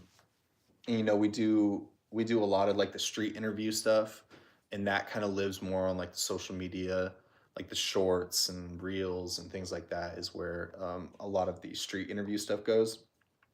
But yeah, I don't know. We want to start doing more long form content, whether it's podcasts or us talking about like specific topics, us reacting to certain things. Like we want to start doing stuff like that too. You guys ready to see Asia's outfit though? Oh, you're so sweet. She looks beautiful. You ready? Ready, Yeah, baby? Which of these bracelets should I wear? Like this? Should I wear this bracelet on this hand? Do I not need the bracelet? Maybe just the gold one. Just this one? Yeah, because you got a gold necklace too. Yes. Top Man said, whatever she's wearing, she's gonna slay. Seriously. Oh my God, Top Man, you're my bestie. Mm-hmm. Top Man is You're my speaking bestie. facts. You're speaking facts, Top Man. Top Man is my bestie. Yeah, just wait till you see it. She looks great. Actually, that's a great outfit. Really? Thank you. I like it. Let me see. It's simple. I gotta put a new battery in your camera. Okay. Do you think we have enough video space? Oh, We should. we should. I think so. Yeah, me and my dad can bust 2 or 3 down before I have to change it. Yeah, I think it should be fine. 2 at least.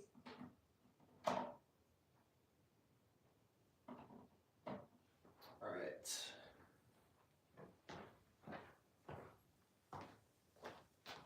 Okay, I'm going a little easier with the rings on this one.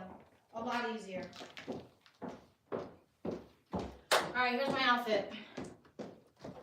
You guys let me know what you think. Okay. Episode on top of episode. Alright, this is my outfit. Almost tripped. It's fine. It's fine. It's fine. It's great. It's fine. It looks I great. never wear these shoes. I never wear them anywhere. Never have That's not awesome. worn them out the house. I love it. No, actually, I feel like I look fat, actually. No, you look good, baby. You look good. I don't know. This camera's making me insecure. No, it looks good. Oh, wait, no, Looks actually, great. I don't know if it looks that good. I look slim over here. Oh, I don't- nice. This is I fully don't want people charged. thinking they can see through this because I have 2 layers on. I don't want people to be like, oh my God, look, wow. No, no. No, All right. Here, I'm gonna turn this Right? light back on. no, it's fine. Oh, yeah, Top Man says slay girl. Slay, thank you. Exactly. Thanks, Top Man, thank you. Where's your phone? I gotta FaceTime my mom.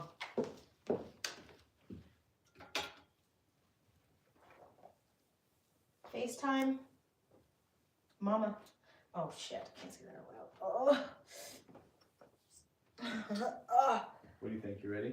Yeah. I don't think I'm gonna work out anymore. Sucks. I feel like shit later. It sucks. Everybody's like, oh, work out, you'll feel better. Then why do I feel like shit? You tell me. Oh, I feel like that's in there the whole time. What? Cameras in the shot, but Oh, really? It doesn't matter probably. I'll crop it. no crop. You can just crop it. I feel like I look horrible. I feel like I look fat and gross. No, No, I Okay, feel like I'm yeah, this- bursting out the seams. not at all, baby. You never think so. No, you look good, baby. You always You look think that. good. You can't even see your stomach at all Pam. in this angle. All right, I'm ready to run it for you. Wait, shh. I'm ready to get going. Okay, I'm ready to get going. Do I look like a behemoth? No, I'm asking my mama. I'm gonna start rolling. I know, but do I look like I'm like I can't breathe? Because I kind of feel like I can't breathe. I am sitting up. I'm sitting up tall. Definitely hear you. No, I always. I don't have no problem with nobody that does anything for work. Okay, let's do it. Can you hold this camera right here real quick and show my mom? He doesn't want to. All right, I'm put on a jacket at least. I feel exposed. It feels gross. Okay.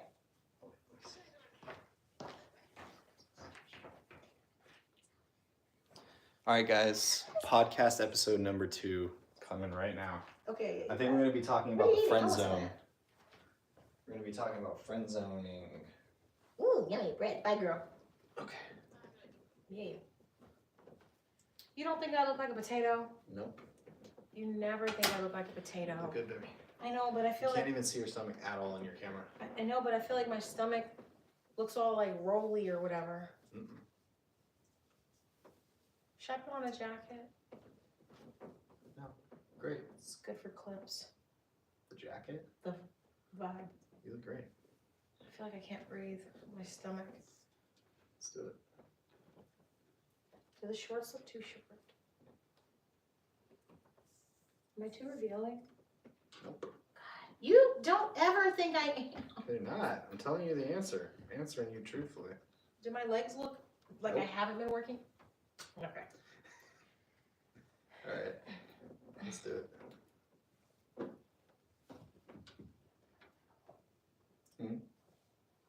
Nope. Would you tell me if you did? Mm-hmm. You never have any problems with what I wear. Oh, it's yours? Is your Mine's going. screens? Okay. Flip. It's flipped to you? Yeah. Towards you? Okay, cool. All right, ready? All right. If I end up looking gross in this, I'm gonna be like so upset. You think I look okay? Yeah. What do you think looks? I don't understand. I just have a problem area in my stomach, and I don't want it to look like. You can't even see your stomach. Can you see your stomach on your camera angle? No. From what you're looking at? No, not really. That's really all that matters when we clip it and stuff. Do the shorts look too short? Am I giving streets? Am I giving No. track? No. You don't think? No. Okay. Okay. All right, whatever. You know, I'm wearing shorts. I like to get cute on our podcast.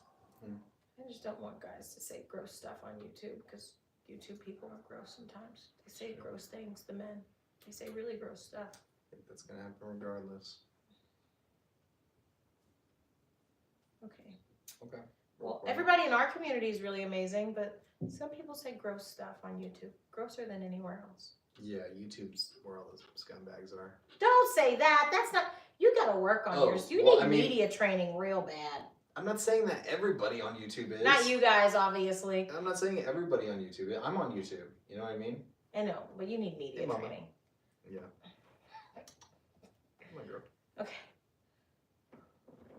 Just give me 2 seconds, guys. Just give me 2. Don't even. I just want to see what it looks like in the main camera. Don't even, Grant. Don't even. Don't. I just want to see like what my. Oh, it totally looks like I'm wearing pants. Mm-hmm. Oh. What was that noise? I was laughing. I know I laugh like a beast. Okay. I was like, what is that? Here, so go ahead and stop my camera. Hang on. Yes, I will. I'll do all that. Okay.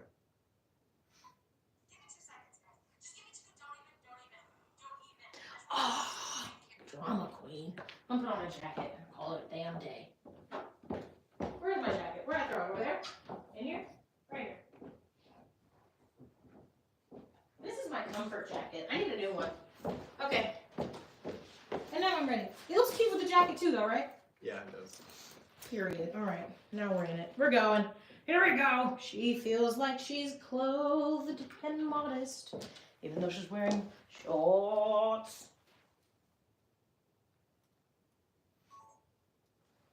Okay. All right. So anybody in the live right now, especially Top Man, we have a very exciting live that we're going to be doing tomorrow because we're going to be giving Grant a makeover.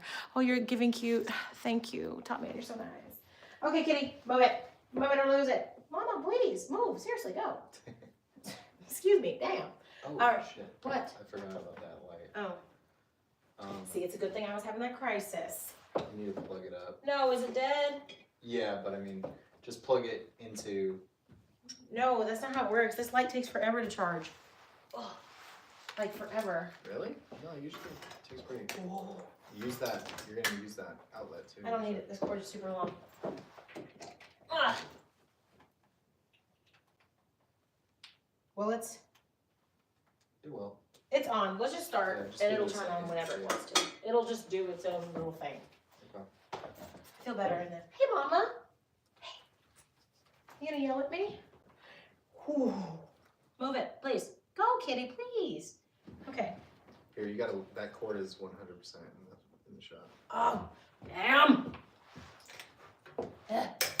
Still? No. Can you pull my hair out of my jacket? Pull it out? Yeah.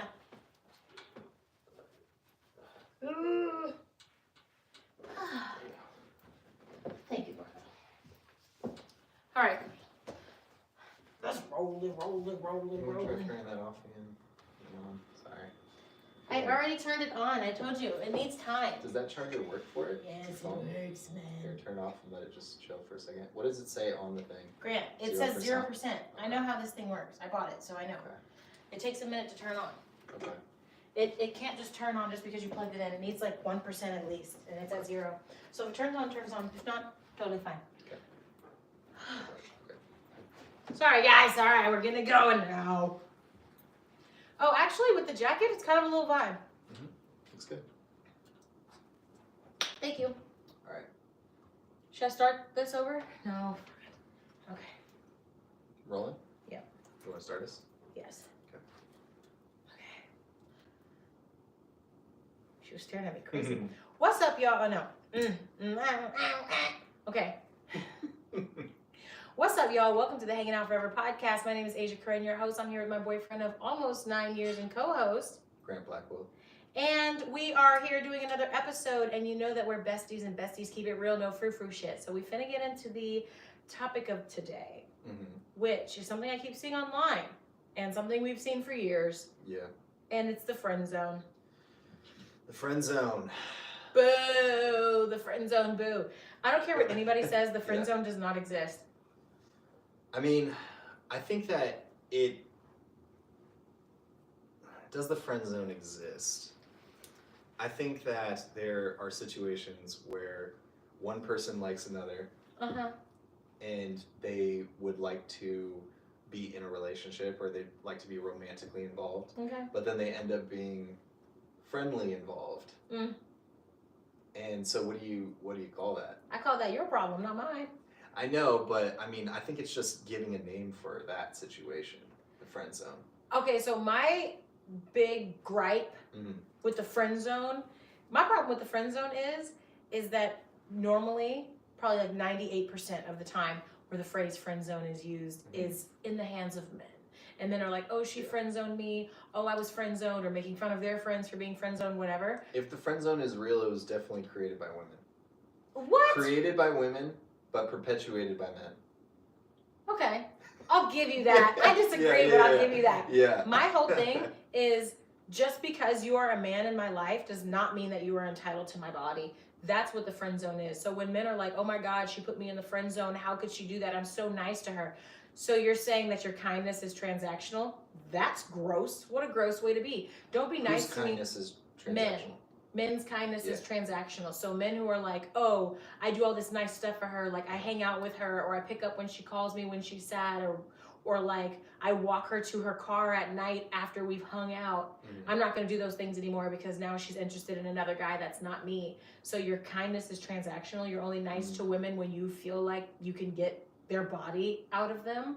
And I've always had an issue with the friend zone because it's like, you're not in the friend zone, dude. You're my friend. You're literally just my friend. And I personally, you know what, I'm not even gonna say personally, I believe generally that women and men can be friends in platonic relationships. I don't care what anybody says. Any of these relationship alpha male gurus online who are like, any woman that puts you in a friend zone you need to get rid of immediately, or when men and women cannot have platonic relationships, it's not inside of our nature. I have multiple relationships with men and they're completely platonic, and I've never been anything other than that. Yeah, and I think that I agree.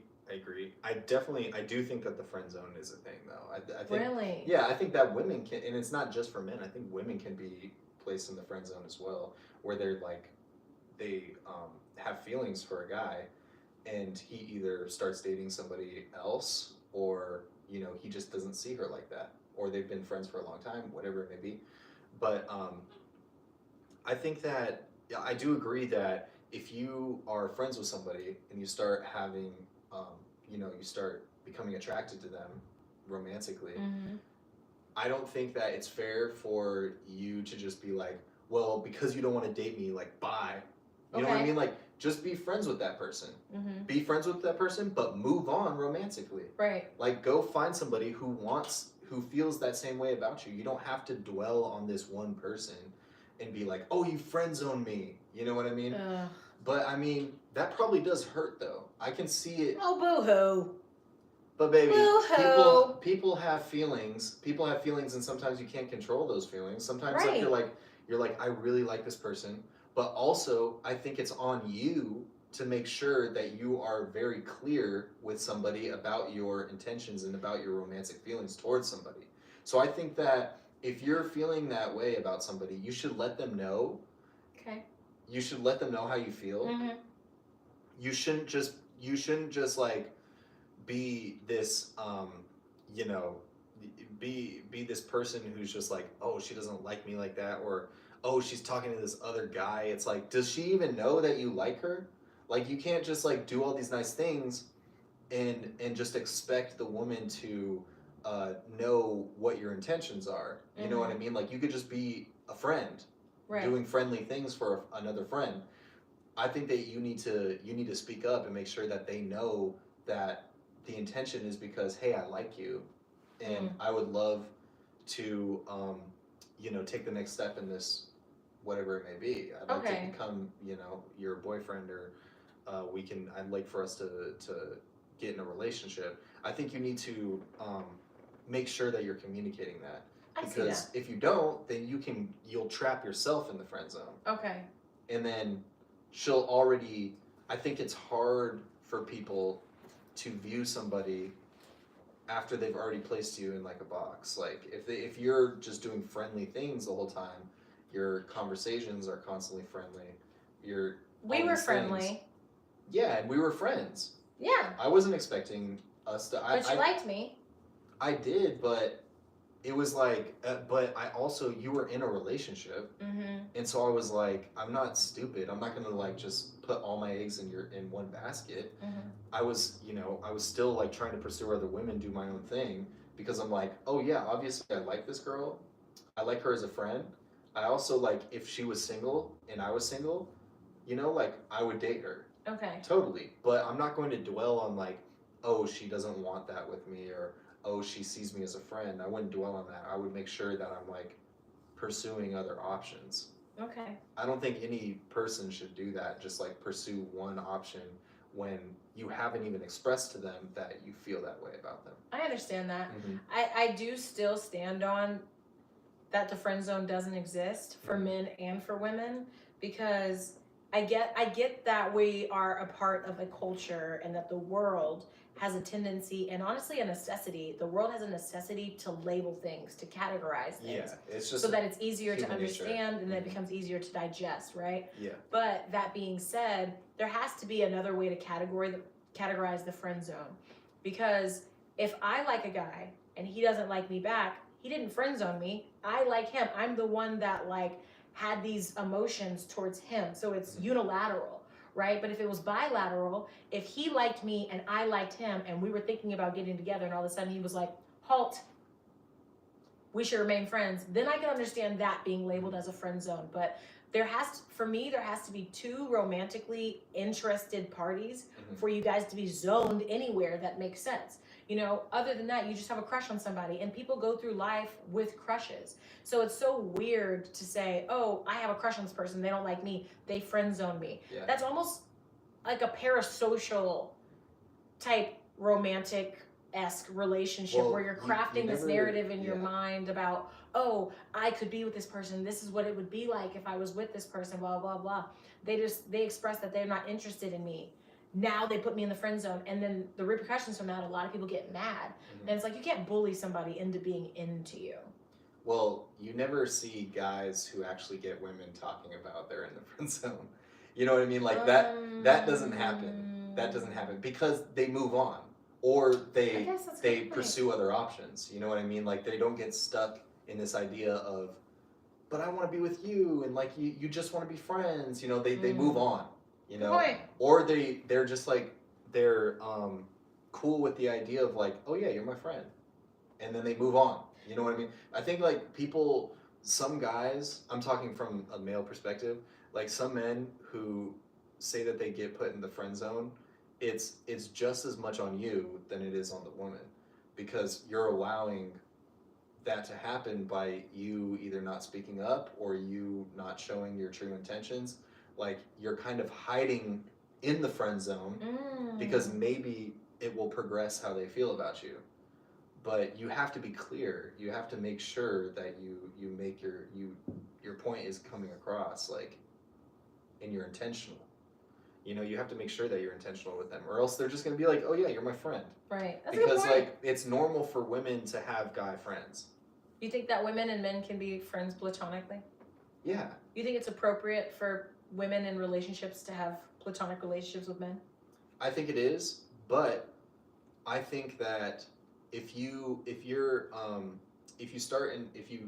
are in a relationship with somebody and you are constantly gaining new guy friends, that's a little bit of a red flag.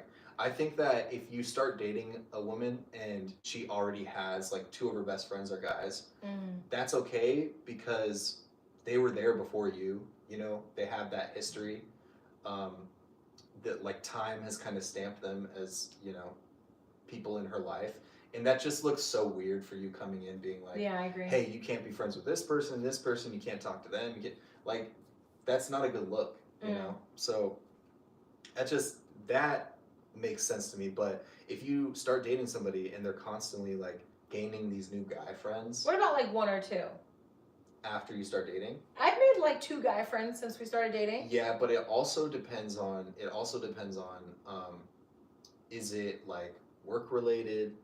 Is it like you guys are a part of some type of group together or something like that? If you're just like making a bunch of guy friends and you have nothing in common really, or you guys aren't like working on something together, or you know what I mean? Like if you're just doing it just to have another friend. Yeah. Why? Why do you need more guy friends? You know what I mean? Like, I don't think that is useful. And if I have a guy friend, I like to try to make sure that the new men, if I do bring any new men in my life, have relationships. Yeah. Or know that I'm in a relationship and they respect the hell out of that. You know what I mean? Because I don't want any of that drama. You know? Yeah. I'm not into that. Yeah, you know, and like, exactly, yeah. Like, I think I want to be friends with guys who have a girlfriend and who are loyal to them.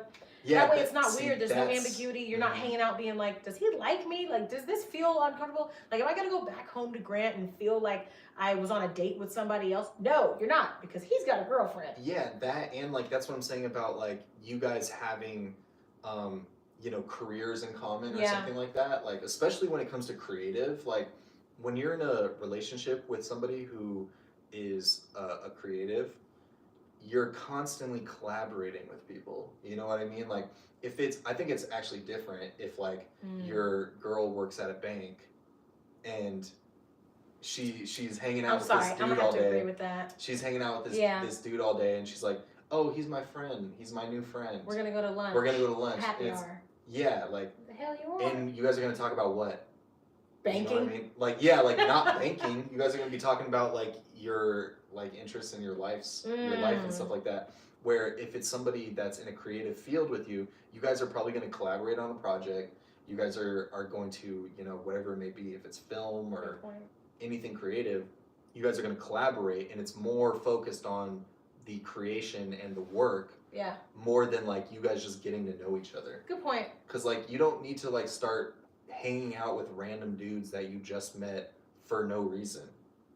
You know what I mean? Like do that with women. Why not do that with women if you're gonna do it like if you're gonna do it at all? If you're gonna do it at all. So I think that when it going back to like the friend zone thing. Oh my god, our cat just made the cutest noise. Should I try this light again? Yeah, go ahead. No new friends, no new friends, no new friends. I don't know if those phone chargers work. Works, it does work. We always use that red charger. It works, pull oh, there it is. I just didn't have it on the right way.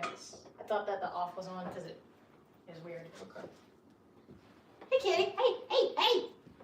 But, you know, going back to the friend zone stuff, I just think that it's more on the person who's getting put in the friend zone than the person who's like putting them in the friend zone.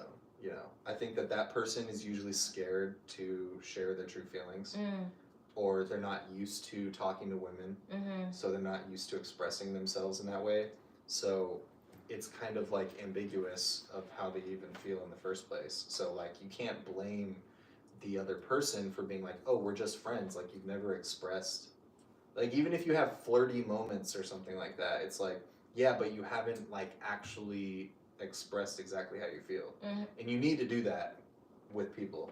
But what do you think about particularly men who will treat a woman with kindness, then find out that she's not interested in him sexually or romantically, and they withdraw all of their kindness? What's your take? I think withdrawing your kindness is kind of crazy. I think that if you withdraw yourself from the situation, I think that's okay. Why not? You don't got to be friends with somebody if you don't want to. But if you start to get like spiteful, or you start to get, you know, You aggressive stay in their about life, it, but it's like, stay, walk yourself to your car. I'm not helping you out. I'm not lifting anything up for you. Yeah, if you start to do things in spite towards them, and it's like, and it's just coming off like aggressive, that's not a good look. Right. You know, that just makes you look like a sore loser. You know. Yeah. Oh my God, that's a good point. Sore losers. That's an L. That's a big L. Just move on. Take the L and move on. Yeah, I agree. I think that I see a lot of stuff where people will be like, if she wants a man, then she needs to be with me, you know, or if she wants me to help her lift a refrigerator, she needs to be my woman. That's like that's what people crazy. Say. That's what people say online is like, oh well, she was asking me for all this stuff, like she was using me. She was using me as a friend to do like manly stuff. So I thought, you know, because I'm doing all these things for her, like, oh, she's interested in me. It's like, dude, you got played, bro. Like, that's not getting played. No, but it's like you let yourself get played. And I'm not even saying that she's playing you. I'm just saying like you let yourself get played. Yeah, I think you played yourself. Yeah, congratulations. You played yourself. And it's like, that's what you do for friends. You know what I mean? Like, she probably thought that you guys were just friends, and she's like, hey, can you help me with this thing because you're my friend? You know, like, I drive my friends to fucking LAX. Right. You know, I like help my friends move in. I do that stuff for my friends. So she probably was like, hey, can you help me as a friend? You know, like, that doesn't specifically, and it goes back to the communication of it. Like, if you're just like, if you're saying, okay, I'll come do this for you, and you're not like being intentional with your communication, you're not being like, hey, I like you, you know, and even being communicative, and also communicating, even like, hey, you're asking me to, you know, help you with all these things, like, what are we friends? You know, because I can be your friend, but also like I'm into you. I feel like it's good to like just have that open communication, and people don't want to do that, and so they end up getting placed in this friend zone, and they start blaming the other person. I think for me, if a guy had a crush on me and I knew that there was no chance of us ever being together, he can keep that to himself. He can fully keep it to himself. I don't feel like every guy needs to try to get themselves out of the friend zone. I really think that you can read it. And for me, men that are like, oh my gosh, she locked me in the friend zone, I think that they're choosing not to see things that are romantically fueled versus things that are just friendships, right? And so, yes, maybe there's like a gray area in whatever specific dynamic, but you're saying men who have crushes on women, if you don't want to be in the friend zone, you should let her know how you feel about her. Yeah. Keep it to yourself. For me, even if we weren't together and a guy liked me and I wasn't interested, you should be able to read it. Like, you should know whether or not she would pick up on what you're putting down. For sure. You know, but if a guy told me, oh, Asia, I like you so much, blah, blah, and I didn't, and he could be my friend. I have friends I don't think are like, is that fucked up to say I have friends I don't think are attractive? Then I have guy friends I'm not like, this guy's a hottie, this isn't my type. Is that rude? But it's usually... Is that fucked up? It's usually like, no, but it's usually like what I said before, like, it's usually when you, like, are having some type of, you know, communication with another guy or whatever, you guys meet for lunch or something, it's usually like a like, work thing. No, I'm not even talking about that. I'm just talking about in general. If you and I weren't together and I had a guy friend who I didn't find like really attractive, but I like his personality and we get along with other things, like he's into, sure, the creative thing, right? We both are into creative stuff, right? Or he's into anime, I'm into anime, whatever it is, right? And he says, oh, Asia, I really, really like you. I wish you kept that to yourself, sir. I don't think we can be friends anymore. Because for me, if you know that like I wouldn't be interested in you in that way, then how does it solve any problem getting off your chest that you like me? Why don't you just keep it to yourself? I mean, I've never had a crush on somebody that didn't like me before. Or at least just like personally, hold it in. but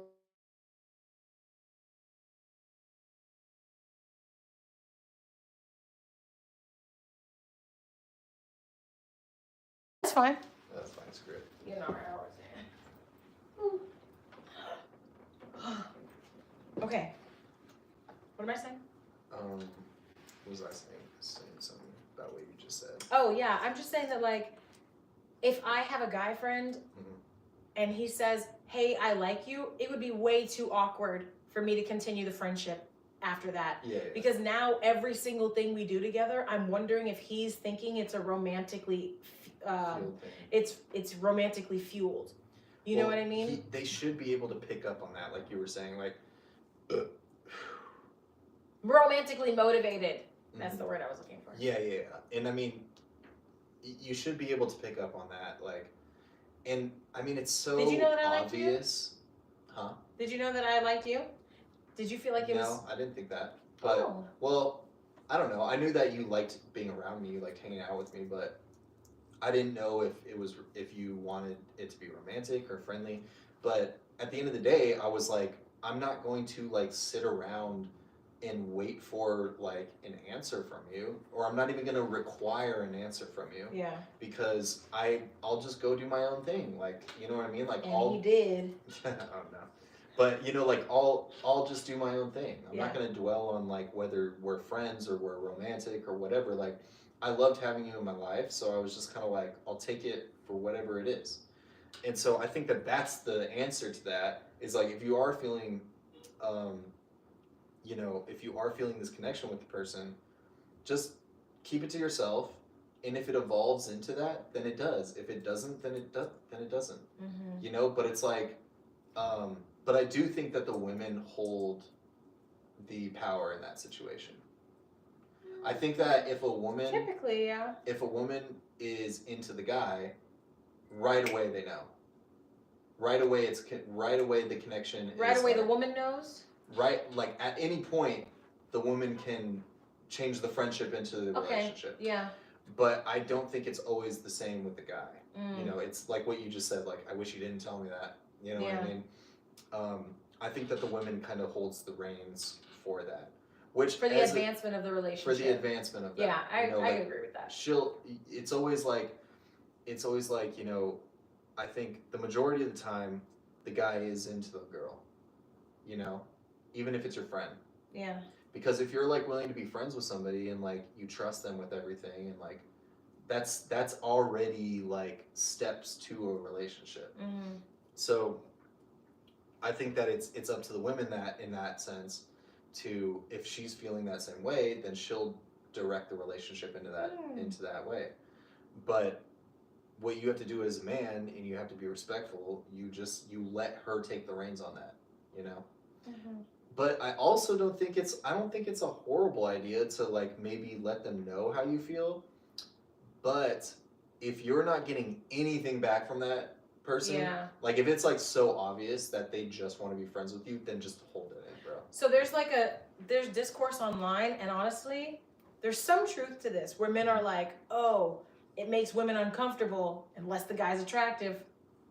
That's kind of that's what I just said. Like if the girl is like attractive, there's some truth to that. Yeah, if the girl is attracted to you, then she will steer it in that direction. No, but I mean like when a girl goes to the club, right, and an unattractive dude hits on her, it's annoying. But if a handsome guy comes up to do the same exact thing, same exact lines, same exact pickup, same exact outfit, right? Yeah. But handsome, it's no longer annoying.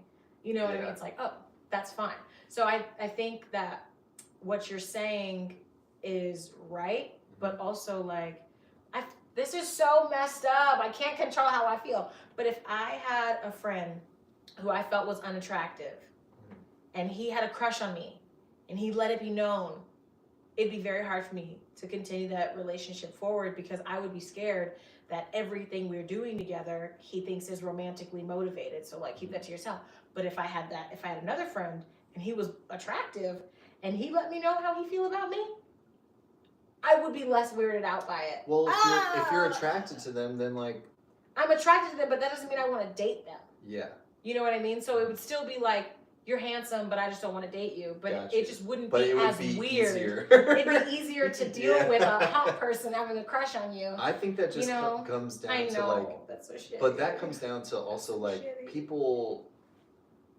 I think people prioritize their better looking friends then they're less attractive friends, in a sense. Ooh, I think that spicy people take. want to surround themselves with good-looking people because, like, it makes you look like a higher status in a way.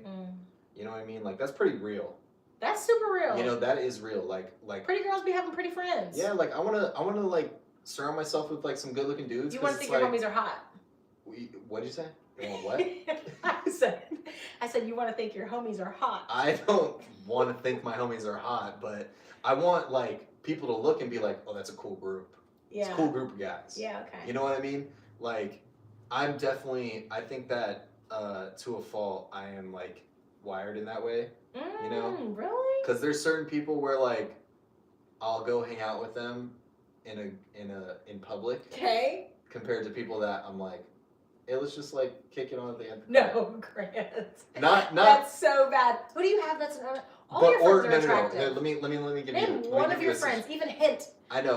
One of your friends that's unattractive. No. Your friends are so handsome. I know, but let me just give a situation like, if one of my like cool attractive friends invites me to like like an industry event where I know there's going to be a lot of cool and attractive people, I'm going to bring like a cool and attractive. I'd be okay with bringing a cool and attractive friend. Yeah.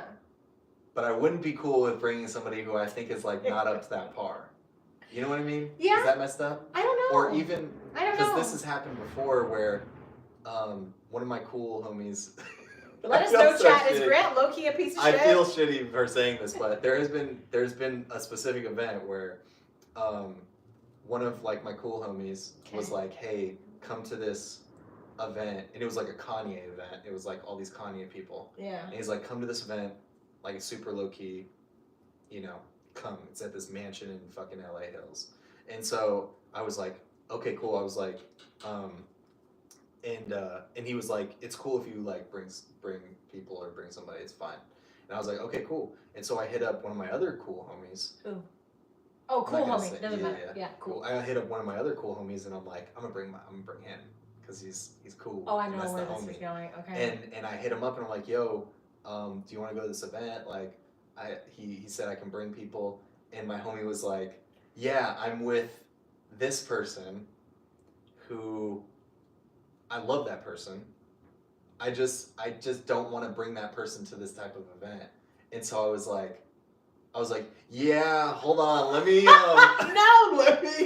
let me actually double check just to make sure. Oh my god. And I went back and I'm like, yo, like I guess I can't bring anybody. That's the most shallow. That is so shallow. Is that shallow? Yeah, I've never heard you say something like that before. Damn. I mean, it's Am real. I getting too... No, I think that's hilarious.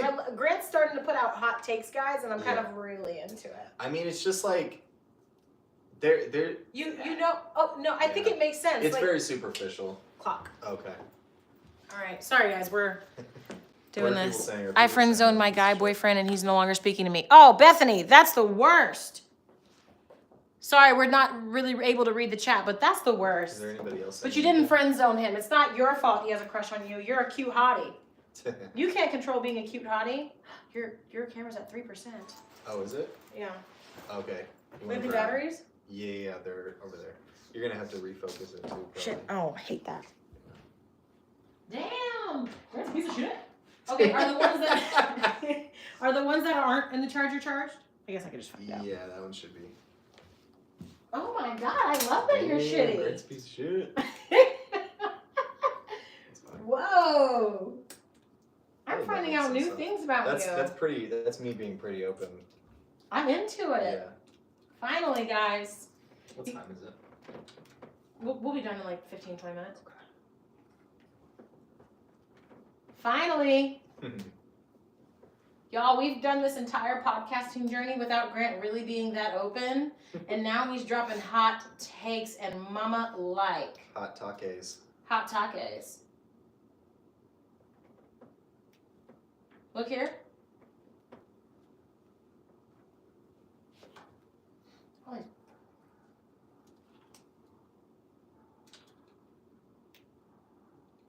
Yeah. Okay. Good. Yes. Cool. Okay, we'll look at this one more time. It's fine, right? It's fine. Great. It's fine. fine. Oh, did you take off the jacket? Yeah. Okay. Is that okay? Yeah.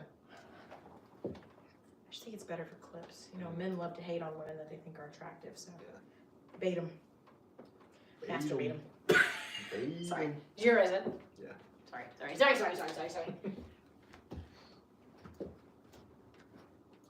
But yeah, so that's Do I happened have any before. black specks for my jacket on me? No. Okay, go ahead. Piece of shit. Go ahead, you piece of shit. I used to be a piece of shit. That baby can tell I was a Yeah. piece of shit. I think your baby knows I used to be a piece of shit. But yeah, I mean I think that's probably the most like superficial thing about me is that. I did not know that about you.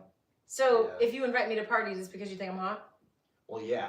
No, but I don't think that's totally far off base. There are Well, it makes homegirls you sense. go and do hot girl shit with, Yeah. and then there's homegirls you go and do nerdy shit with. And sometimes you got the hot homegirls that like the nerdy shit, but sometimes you got the nerdy homegirls that don't like the nerdy shit. Mhm. So it's kind of like, that makes sense to me. I don't know if I've ever Makes been sense. like, I'm not gonna, I don't know. I have a friend though that is like, will bring anybody to anything, and We love him. I love that about him. He's Yeah. such a good guy. He doesn't care about that type And of he's stuff. cool. All your whatsoever. friends, And he's cool. all your friends are like, Yeah. you're hot. Your friends are hot. All your friends. I got cool friends. They're cool. They're hot. Yeah. They're I got hot. They're cool. friends. Yeah. They're cool. They're hot. I'm just kidding. That's weird. I'm Yeah. just kidding. I know. No, but But- all your friends are very handsome. Yeah. Except no. for one. It's a good group. It's a good group. Except for one friend. Except for one friend. I'm sending Oh it to yeah, you. yeah, I got it. Only one of Grant. Grant has We're a cut- we're very. We're gonna cut that out. Should we cut that out? All my friends are gonna be like, Which one of you is what? the ugly one to Yeah, me? yeah. You're never gonna know. No, but all your friends are really attractive. They're Mhm. very nice. They're very Yeah. handsome. They're cool. They're all like in relationships. which They're I love. vibey. They're Yeah. nice guys. We love Yeah. them. I love having friends in a relationship. Maybe we should talk about that right now. Oh yeah. Okay.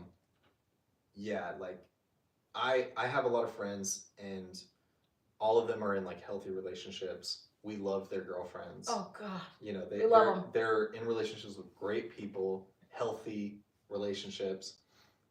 Asia, on the other hand, Hater. her friends are Listening to this looking. podcast. Are they looking For what? a relationship? It is so hard as a woman to find a good, healthy relationship. I don't think it is. I I think it's harder for men to find a relationship in general. in general, because you guys will take Yeah. whatever you can get. It doesn't matter. It's not even But that. I It's think not that even they'll women take are a what they lot can more get. discerning with who they want to be with and the time that they're willing to invest in somebody. I definitely think it's harder for women to find like good, healthy relationships. Because a man is just like, whatever, I'll get in a relationship as long as I can give me some boom boom. But like No, that's not. No. some that's men, true. not all men, obviously, Yeah. but some men, I do think that some men are just like, sure, I'll just take whatever I can get. But I think that women like are looking for something over like quality Mhm. over quantity.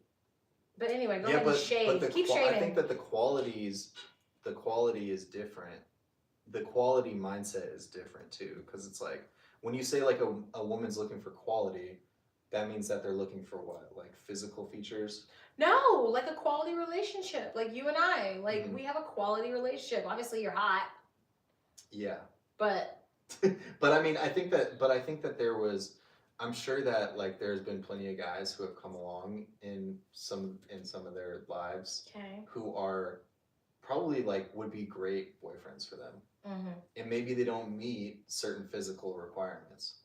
No, I don't really have shallow homegirls. You don't think so? No, my homegirls aren't like that at all.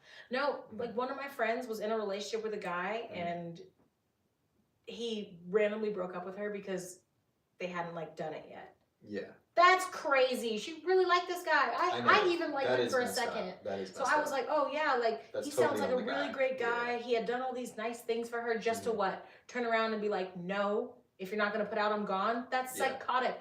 That I is think crazy. it's a lot harder for women to find healthy, viable relationships because Mm-hmm. honestly, I think men, a lot of men anyway, are out there on the hunt. They're just out there trying to see what they can get. I think dating is messed up right now. Yeah. Like on both ends. I think that like you said, the men have like this like mindset of like, oh, all these women just want like a guy who's like 6'5" and all these somebody that'll pay their bills. Yeah, somebody who will pay their bills, and they just like have this assumption on women, so they're like, so I'm just gonna try to hook up with as many women as possible. I agree with that. And then, but then I do think that there are women out there who prejudge men as well because of like the toxic things they're seeing online or whatever it may be. I think it's like they're butting heads right now. You know what I because of their think? mindsets. I think that women's perceptions of men are typically rooted more so in experience. And I think that men's perception of women is rooted in what they see online about women. Or it's rooted in other men's experiences. Yeah.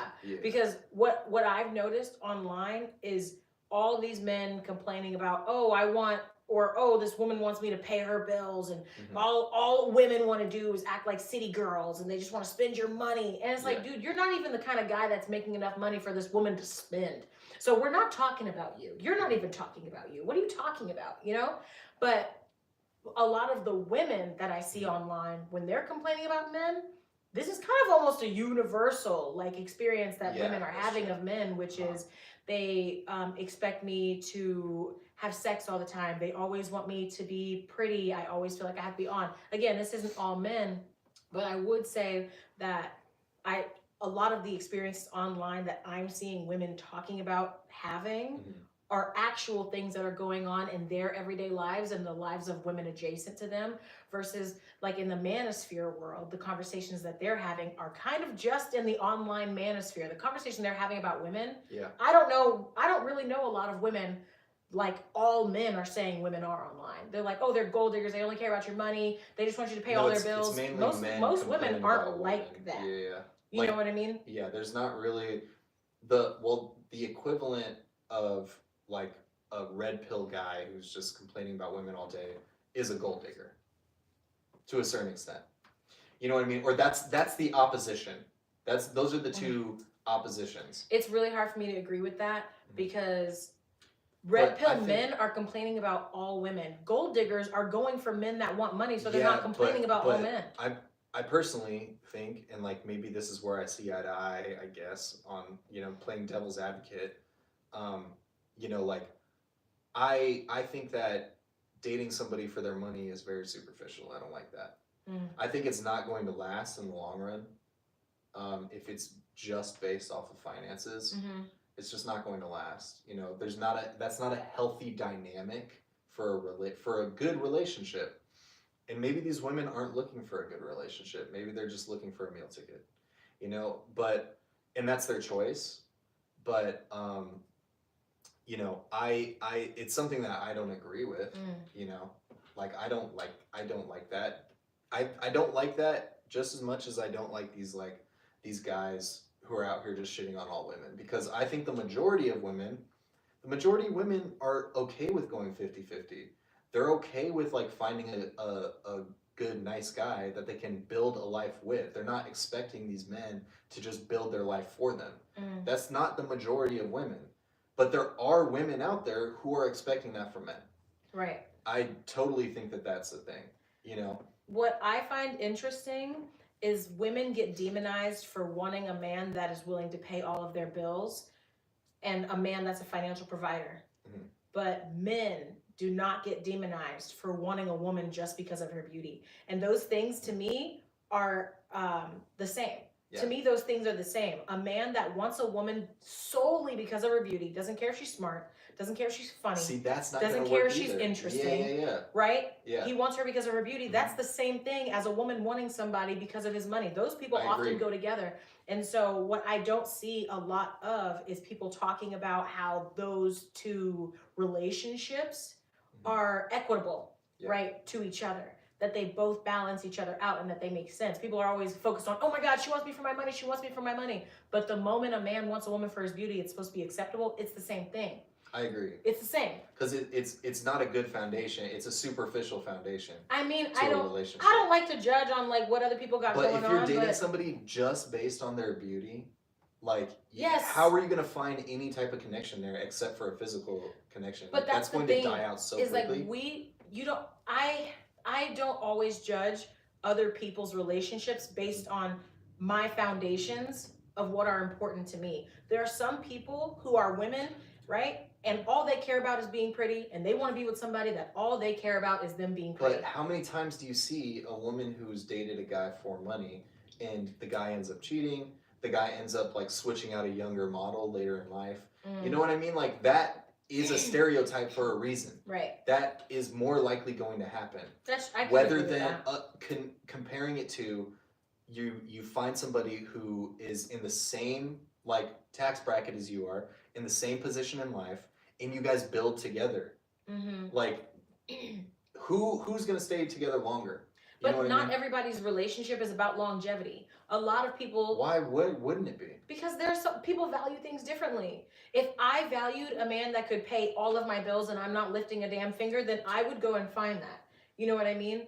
But like there are people who that's what matters to them, and as soon as that runs out, they're on to the next thing. And I feel and that's okay? like I'm not saying it's okay, but I feel like that's an unspoken agreement between those two parties, between the man that loves a woman for her beauty and the woman that loves a man for his money. Yeah, I feel like it's an unspoken agreement. Is that something that society should just be like, oh, that's just what people do? That's okay. I mean, I don't feel like that necessarily is my place to speak on, because I don't care if this woman's dating this old ass dude for his millions. I don't care if he's dating her for her beauty. And it's just the same thing. It's like you could say the same thing say that about anything. Yeah, you could say the same thing about about like I don't care, or like it's them and it's not me, or whatever. Exactly. So like, why am I gonna? It's like, do you feel like people shouldn't have kinks? No, I think it's okay. Okay, but do you feel like there are certain kinks that you don't like? I think that there are certain, if we're talking about like sexual kinks, I think that there are some that can be detrimental to somebody's life, yeah. But then you're talking about on a wider scale, you're like, why is that acceptable? Why is that acceptable? Why are you so involved with what somebody else likes? But it's like not if even somebody likes, it's not even like I'm involved, it's just my opinion. Right. You know? Yeah, but, so they but can you're take saying, it or leave but it. is that okay? Why is that okay? You know, like queening. But I think that queening is not okay for us, but somebody else. But there are loves some that. things that it's like overall as a society we have deemed as this is out of the norm, or this is negative, and this is positive. Like as a society and as we've evolved as humans, we realize certain things. So I think it's okay to point out certain things that may be negative, just even if it's not happening to you. It's happening to somebody else and you're just observing it and you're like, that is negative. I don't want that for the people I love. You know what I mean? Like I would never want one of my friends or even a kid, like our kid or something. I would never want them to date somebody for money or looks. I'd want them to find somebody that they have a real connection with, because that shit is not real. That makes sense. It's just not real, you know? And that's not my opinion, that's like a fact, you know? I understand what you're saying, but for me, philosophically, things go beyond good and evil, because good and evil is only what the people in power have deemed it to be, right? Yeah, and that's obviously that's throughout that's throughout history. Yeah. Whoever holds the power gets to decide what is good and what is evil. So for me, as it pertains to other people's relationships, there are certain things I'm like, oh, I would not put up with that, you know, personally. And but I'm not going to tell them that. I don't care it's if not they do affecting it. us. Like we have, but like we chose our path because why? Because we want a lifelong relationship. We want to have healthy communication. We want to have a healthy balance in our relationship. That sounds pretty good. Yeah, but some like people just want to marry an old guy, wait till he dies and get all his money. And some old guys just want to marry a young girl so that they can feel youthful until they die, so they can give her all the money. Yeah, and I mean that's a choice. That's a life choice. But like, do you think like that? Do you think at the end of the day that those people are like truly happy? Like, do you think that they're truly satisfied? Yeah, I am. Anybody truly happy? I am.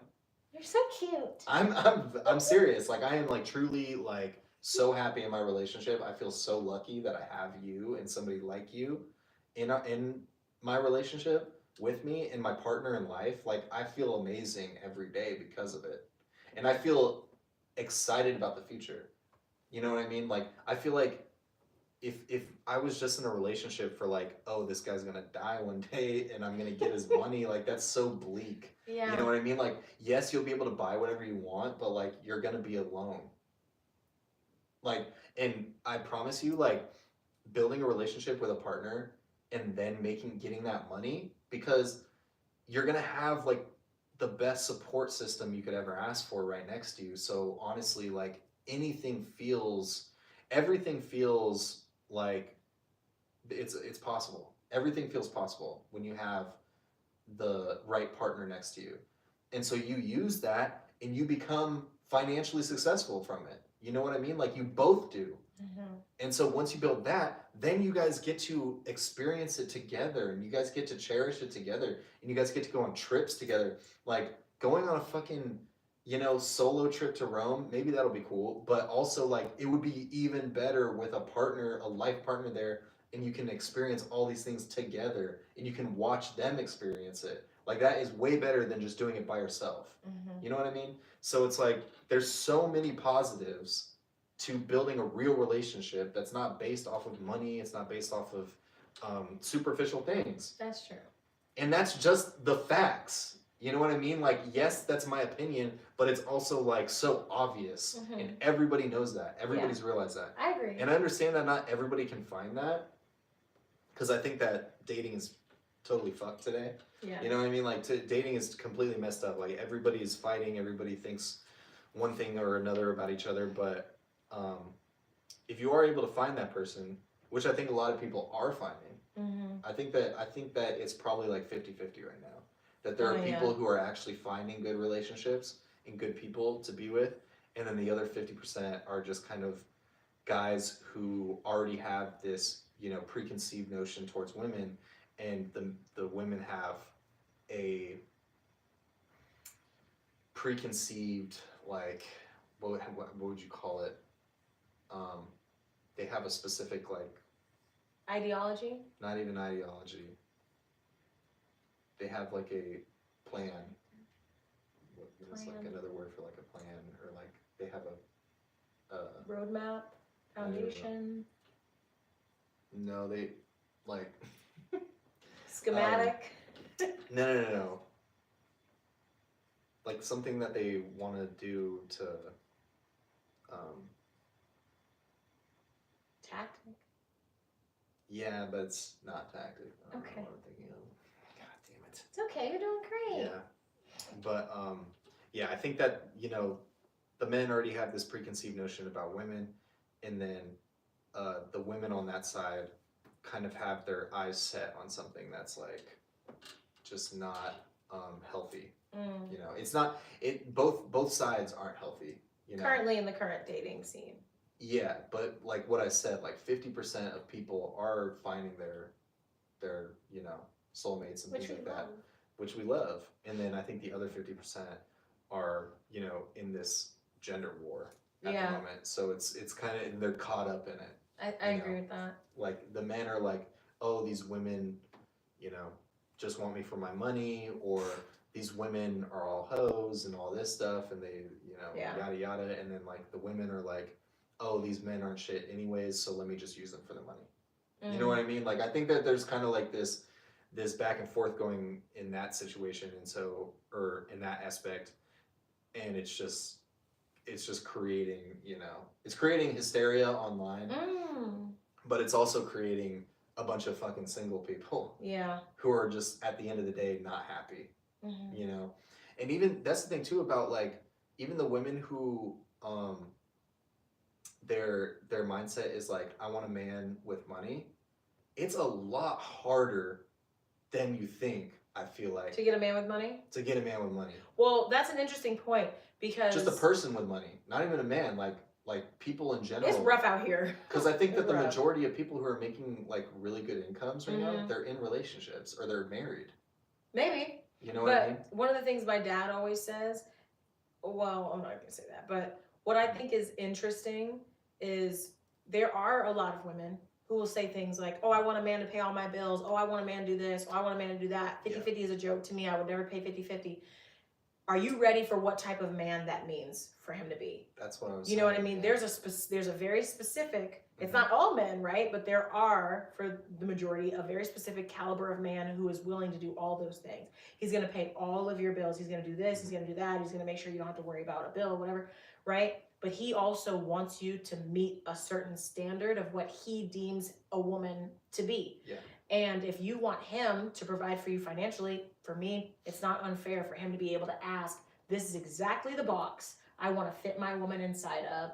You have to adjust to that in order to reap the benefits of me and my finances and my financial stature. Also, whatever. men, do you know what you're getting yourself into when you're dating somebody solely based off of their looks, or solely based off of like, oh, she's just a pretty face. You know, there's nothing really else. Are you ready to be with somebody day in, day out in your future? Like, are you ready to be with this person day in, day out of not maybe having the type of communication you want because maybe they're not a good communicator, or maybe they're not able to give you certain perspective in life, or they're not able to, you know, give you feedback on certain things like your work or things like that. Like, you're not able to I guess I just don't think that the men who are looking for a woman that's a pretty face are also looking for those things. They say that, but when it comes down to it, like, everybody wants a partner.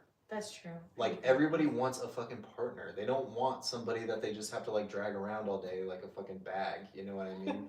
Like a pretty bag. Yeah. You know what I mean? Like, you want to be able to have these conversations, and if you're not somebody who wants that, and you just want like this bleak like relationship, or this bleak feeling in your home when you come home, like, who wants that? You know what I mean? Or you end up stepping out of the relationship and you find it elsewhere. I love how much you prioritize love and connection. You're so passionate about it. Well, I think at the end of the day, like, that's what everybody wants. You know what I mean? I truly think that, unless you're like a complete like narcissist, like, who's just fully. I guess that's who I take into account when I say what I'm saying. Is that I don't think that everybody like really wants love. I think that there are a lot of people who just want control, and there are a lot of people who just want aesthetic, and there are a lot of people that just want money. You know, but I guess I'm taking into account. 24/7, you don't want that. Yeah. You know what I mean? Like, maybe you do for when you go out to events, or when you go out to dinner and you want to look like the man and you got like this little dime piece on your arm or whatever.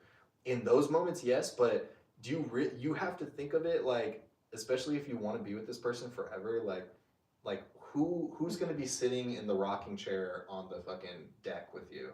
You know what I mean? Like, having a good conversation, or like they know everything about you and you know everything about them, and you guys add to each other's lives in like more than just superficial ways.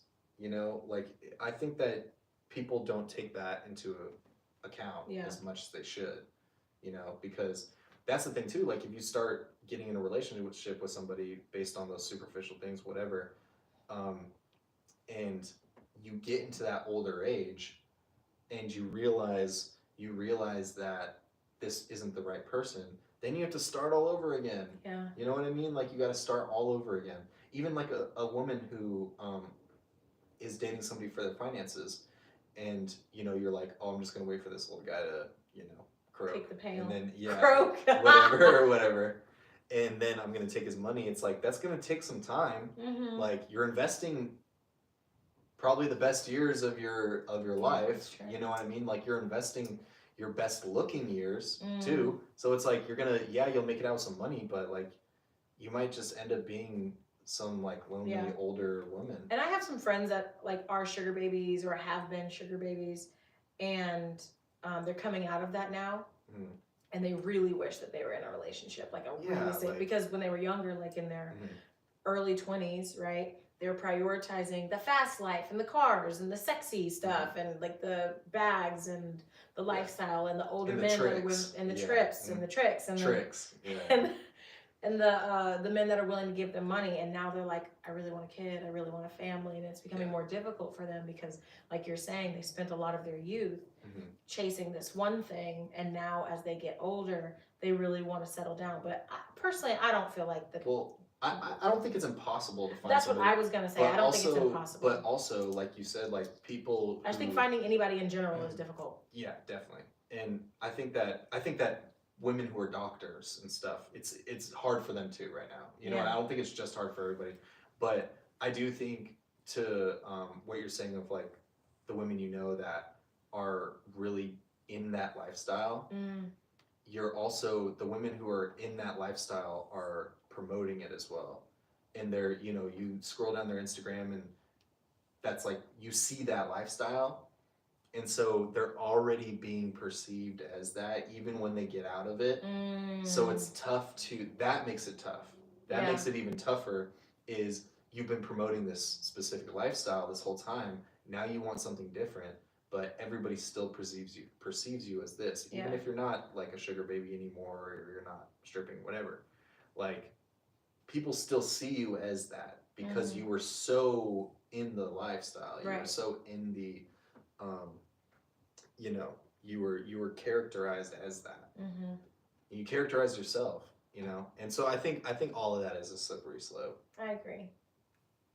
Grant is so passionate about love, guys. I love that. We finna wrap it up. Okay. Yeah. We're not gonna do the listener letter. It's long. Yeah, we went for a while. That was a good episode though. That was great. Grant went off.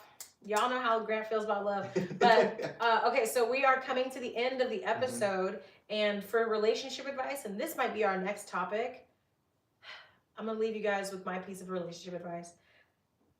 I don't necessarily believe in 50-50, but I also don't believe in a man who can't afford it for there to be any expectation for a man to be able to afford your entire lifestyle. For me, if I expect a man to afford my lifestyle, it's because I can afford my lifestyle also. I wouldn't expect to not have a lifestyle that I can't afford, right? I don't expect myself like, I would not allow myself to expect something from a man that I could not provide for myself. So if I want my man to pay for all my bills, it's because I'm able to pay for all my bills and more. But also, I kind of don't like this thing online where people are like, I'm an independent such and such, and I pay all my bills. You should.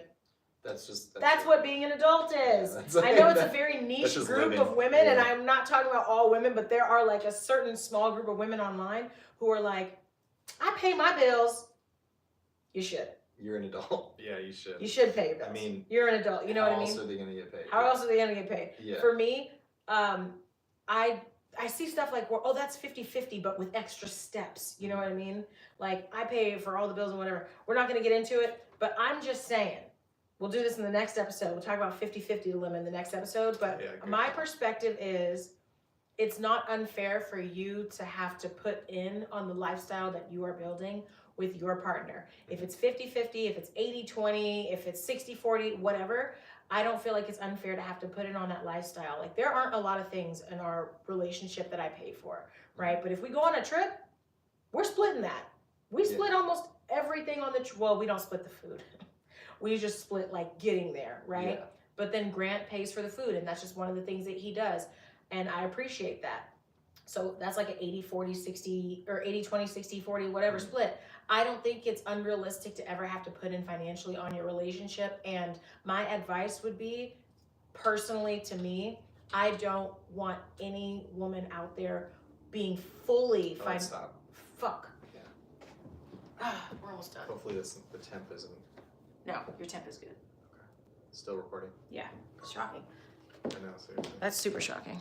Is your camera's good too? Always, baby girl. Yeah. Okay, we're good. Good? Yeah. Okay. I don't want any woman out there or anybody in general to ever be fully 100% financially dependent on their partner. You shouldn't put yourself I think that is so dangerous. It's dangerous. I think that's so incredibly dangerous. If you're 100% dependent on your partner, fine. But if they're giving you an allowance, you better save that money. You better save that money for a rainy day. Because there are people like in relationships where they give their partner an allowance and they still pay for everything, but save that money. Mm-hmm. I don't agree with people like men paying 100% of everything. Mm-hmm. Because I need to have some autonomy, I need to have some control, and I always need to have a say. And the moment that you allow somebody to pay for your entire lifestyle is the moment you give up your agency. Mm-hmm. You got to put in on your life. For sure. That's mine. Yeah. No, that's great. In a relationship. Yeah. Because obviously there's dominatrixes out there, and the doms are getting the coins. Because that's your work. Career. That's being clients. A dominatrix. That's work. Sex work is work. You know what I mean? That's so that's having a work. Clientele. But that's your clientele base. They paying your rent and they paying your bills. But I'm talking about your romantic relationship. I don't feel like any romantic relationship, personally, you should be 100% financially dependent on them. But if it's your job, and men are paying you money to exist, well, that's not a relationship. Get your coins. But yeah, I mean, I think that kind of going off that, my advice would be, as a man, not even just as a man, just as like a partner to her, I want to do everything I can to support her and to help her. And like, if it was up to me, I would be paying for everything, because like, I love her so much, and she's helped me so much, and I just want to give back to her like 1,000 times. And I just want to, I just want to help her life, because I know I'm going to be in her life forever. So like, me helping her is helping us, in a sense. And I just want to do that for you. Maybe it's traditional, maybe it's maybe it's me thinking, like I said, in a traditional mindset of like, oh, the man should, take care of the girl, or the man should take care of the woman. But at the end of the day, like, I just want to provide for you, and always, but women should also understand where the man is in their life, in their careers, financially, all these things, and take that into, account. You should make sure that like, he's not overspending on you, or he's not trying to portray this kind of false narrative of like, oh, I can pay for everything, I got you, girl. You know what I mean? Because that can be detrimental for both your guys' future. I think that at the end of the day, the main goal should be to build for the future together. Make sure that you guys are communicating. Make sure that you guys are on the same page with like who's paying for what, stuff like that. But as a guy, I think that you should really strive and try to take care of your woman. You know what I mean? Like, just like, I think that your main goal in life, career-wise and financially, should be like, I want to make enough money that like, she doesn't have to lift a finger. I'm not saying that may happen. Like, maybe you guys get in a good place where she can, she doesn't have to contribute as much as she was before. But I think that should be the goal.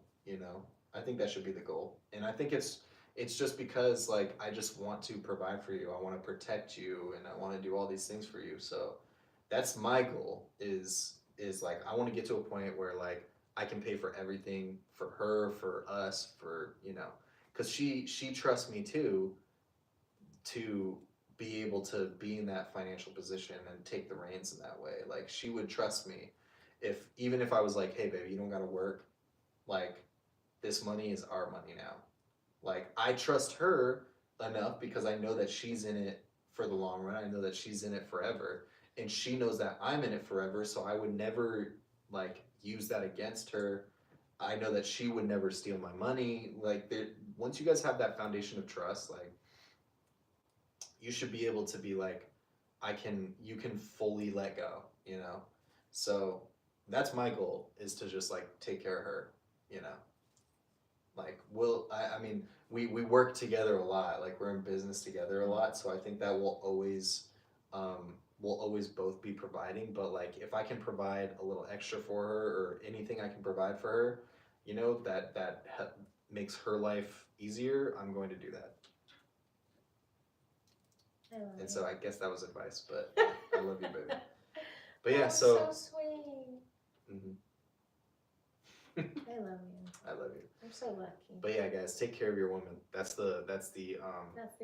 That's the advice. Take care of your woman, and really strive to, make sure she doesn't have to lift a finger. I'm not saying everybody can provide that, but that should be the goal, But yeah, guys, I think that wraps it up for another episode. Thanks for watching, hanging out forever.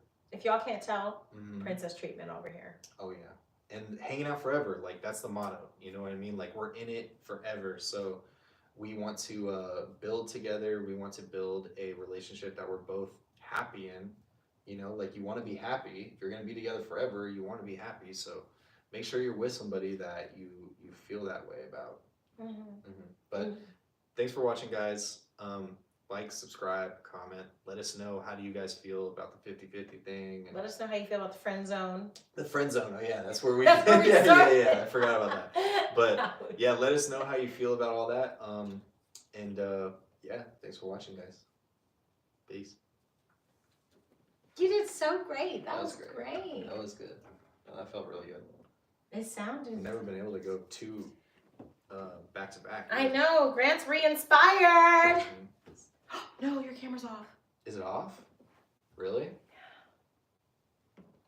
It must have overheated. I have no idea when it turned off. That's fucked. Oh. It wasn't even an overheating thing. It's at 0 minutes. Oh, fuck. Do you know how long? No, but you said it wasn't. I was checking for overheat. I wasn't checking for time. Yeah, but you hit recording. You yeah, but like recording. I don't know when it stopped. That was so good. I swear to God, if I didn't get that. It's fine though. Oh my God. It was just the very last part. You said it was still recording. I was using the microphone. I'm trying to type the rest of these. I love the cat just sitting in Grant's lap. Who makes the final decision between you?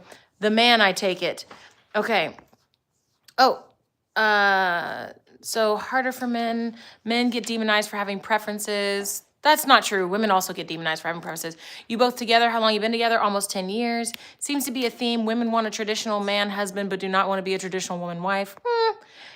That's what we were kind of saying is like, if you want to be a traditional woman, if you want your man to provide you with traditional things, you should be a traditional woman. And then it says, oh God, do I look like shit? Do I look like shit? I'm gonna shut this slide off because it's too harsh. Do I look like shit? This one's always too. See that like that. Oh. So who makes the financial decision between the two of you, the man? Well, it just depends on what the deal is. Like sometimes I make the final decision, sometimes he makes the final decision. I mean, she's way better with finances. I'm like. Is that true? Yeah, You're definitely. so sweet. Like she's way better with finances and stuff like that. So we have our strengths. You know what I mean? It's about knowing your strengths and. Thank you, top man. And yeah, I mean that's what it is. It's about knowing your strengths and knowing when to step up in your position and your role in the relationship, and just making sure that that you guys create a good relationship. Okay. All right. So we appreciate y'all for sticking with us, especially you, top man. Thank you so much to anybody else that was in the chat. And we're gonna probably start doing our podcasts live from now on. But thank y'all so much for watching. You guys are the best, and we'll see you tomorrow. So tomorrow we're doing a no, I don't know if I have a meeting tomorrow with somebody in Australia, and that's at 2 p.m. So we're gonna be starting our live a little bit later for tomorrow. So it'll probably be around 4 in LA, and I'm gonna give Grant a makeover. He's gonna let me give him a makeover. So I'm very excited about that, and we'll see you guys tomorrow. Bye!